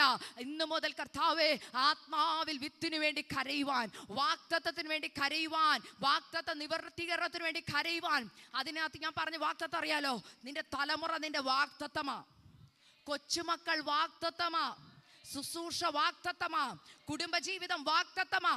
ഇതിനെ സാധാരണയായിട്ട് കാണരുത്. അതുകൊണ്ടാണ് കുടുംബജീവിതങ്ങൾ തകർന്നു പോകുന്നത്. നിങ്ങളുടെ വാക്തത്വമാ നിങ്ങളുടെ കുടുംബജീവിതം, തലമുറ വാക്തത്വമാ. എന്നാൽ അത് നഷ്ടപ്പെട്ടു പോകുന്നുണ്ടെങ്കിൽ ദൈവം നമ്മളോട് കണക്ക് ചോദിക്കും. ദൈവമക്കളെ, നിങ്ങൾ പുറത്താത്മാക്കളെ നേടിയില്ലേലും നിങ്ങളുടെ ഭർത്താവിനെയും ഭാര്യയെയും മക്കളെയും സ്വർഗത്തിലെത്തിക്കണം. ഞാൻ എല്ലാ വിവാഹം കഴിക്കാൻ പോകുന്ന കുഞ്ഞുങ്ങൾക്കും കൂടെ ഒരു കാര്യം പറഞ്ഞു തരുക. വിവാഹപ്രായം, വിവാഹത്തിലേക്ക് എത്തുന്ന കുഞ്ഞുങ്ങളോട് ഞാൻ എല്ലാവരോടും പറഞ്ഞു കൊടുക്കുന്ന ഒരു പ്രാർത്ഥനയുണ്ട്. നിങ്ങൾ കുടുംബജീവിതത്തിന് വേണ്ടി പ്രാർത്ഥിക്കുമ്പോൾ പ്രാർത്ഥിക്കേണ്ടത് ഇങ്ങനെ: കർത്താവേ എന്നെ നിത്യതയിൽ എത്തിക്കാൻ കൊള്ളാവുന്ന ഒരുത്തനെ എനിക്ക് കൊണ്ടുവരണമെന്ന്. നിത്യതയ്ക്ക് തടസ്സമായ ഒരു ബന്ധം എൻ്റെ ജീവിതത്തിൽ. അങ്ങനെ പ്രാർത്ഥിക്കത്തില്ല, കണ്ട ആമേ പറഞ്ഞില്ല. നമുക്ക് വേണ്ട പ്രാർത്ഥനയാണ് കർത്താവ് എഞ്ചിനീയറിനെ കൊണ്ടുവരണേ, ഡോക്ടറെ കൊണ്ടുവരണേ എന്നാ, അല്ലേ? ഇങ്ങനെ പ്രാർത്ഥിക്കുന്നവർ എത്ര പേരുണ്ട്? കർത്താവ് എൻ്റെ തലമുറയെ നിത്യതയിൽ എത്തിക്കുവാൻ സഹായിക്കുന്ന, അതിനുവേണ്ടി അവളെ ഉത്തേജിപ്പിക്കുന്ന 2 പേരും ഇരുമ്പ് മൂർച്ച കൂട്ടുന്നത് പോലെ അപ്രകാരം ഒരുമിച്ച് കർത്താവിൻ്റെ രാജ്യത്തിൽ എത്തുന്ന ഹല്ലേലൂയ ബന്ധങ്ങളെ എൻ്റെ ജീവിതത്തിൽ വരാവുള്ളൂ, എൻ്റെ തലമുറയുടെ ജീവിതത്തിൽ വരാവുള്ളൂ എന്നാണ് പ്രാർത്ഥിക്കേണ്ടത്. ഒരിക്കൽ കൂടി നിങ്ങളെ ഒന്ന് സമർപ്പിച്ചേ. കർത്താവേ, ഇതുവരെ വാക്തത്വങ്ങൾക്ക് വേണ്ടി ഞാൻ കരഞ്ഞിട്ടില്ല. ഇതൊരു വലിയ മർമ്മോ ദൈവമക്കളെ, വചനത്തിൽ എഴുതി വെച്ചേക്കുന്ന കണ്ണുനീരോടെ പ്രാർത്ഥിക്കുന്ന വിഷയങ്ങളുടെ മേൽ ആർപ്പോടെ ഒരു കൊയ്ത്തുള്ളൂ. ഇല്ലെങ്കിൽ സാധാരണ ഒരു കൊയ്ത്തും കൊയ്തുകൊണ്ട് പോവാം. എന്നാൽ കണ്ണുനീര്, വെള്ളം കറക്റ്റായിട്ട് ഒഴിച്ചൊഴിച്ച് ആ വിത്ത് പുറത്തു വരുമ്പോൾ ആർപ്പോടെ കൊയ്യാൻ മാത്രമുണ്ട്. എത്ര പേരിന്ന് സമർപ്പിക്കും? എത്ര പേരിന്ന് നിങ്ങളുടെ ഹൃദയങ്ങളോട് തന്നെ ചോദിക്കുക, കർത്താവേ, എൻ്റെ ജീവിതത്തിൽ എവിടെയാണ് കുറവ് വന്നത്? ആ കുറവിനെ ഞാൻ ഏറ്റു പറയുന്നു.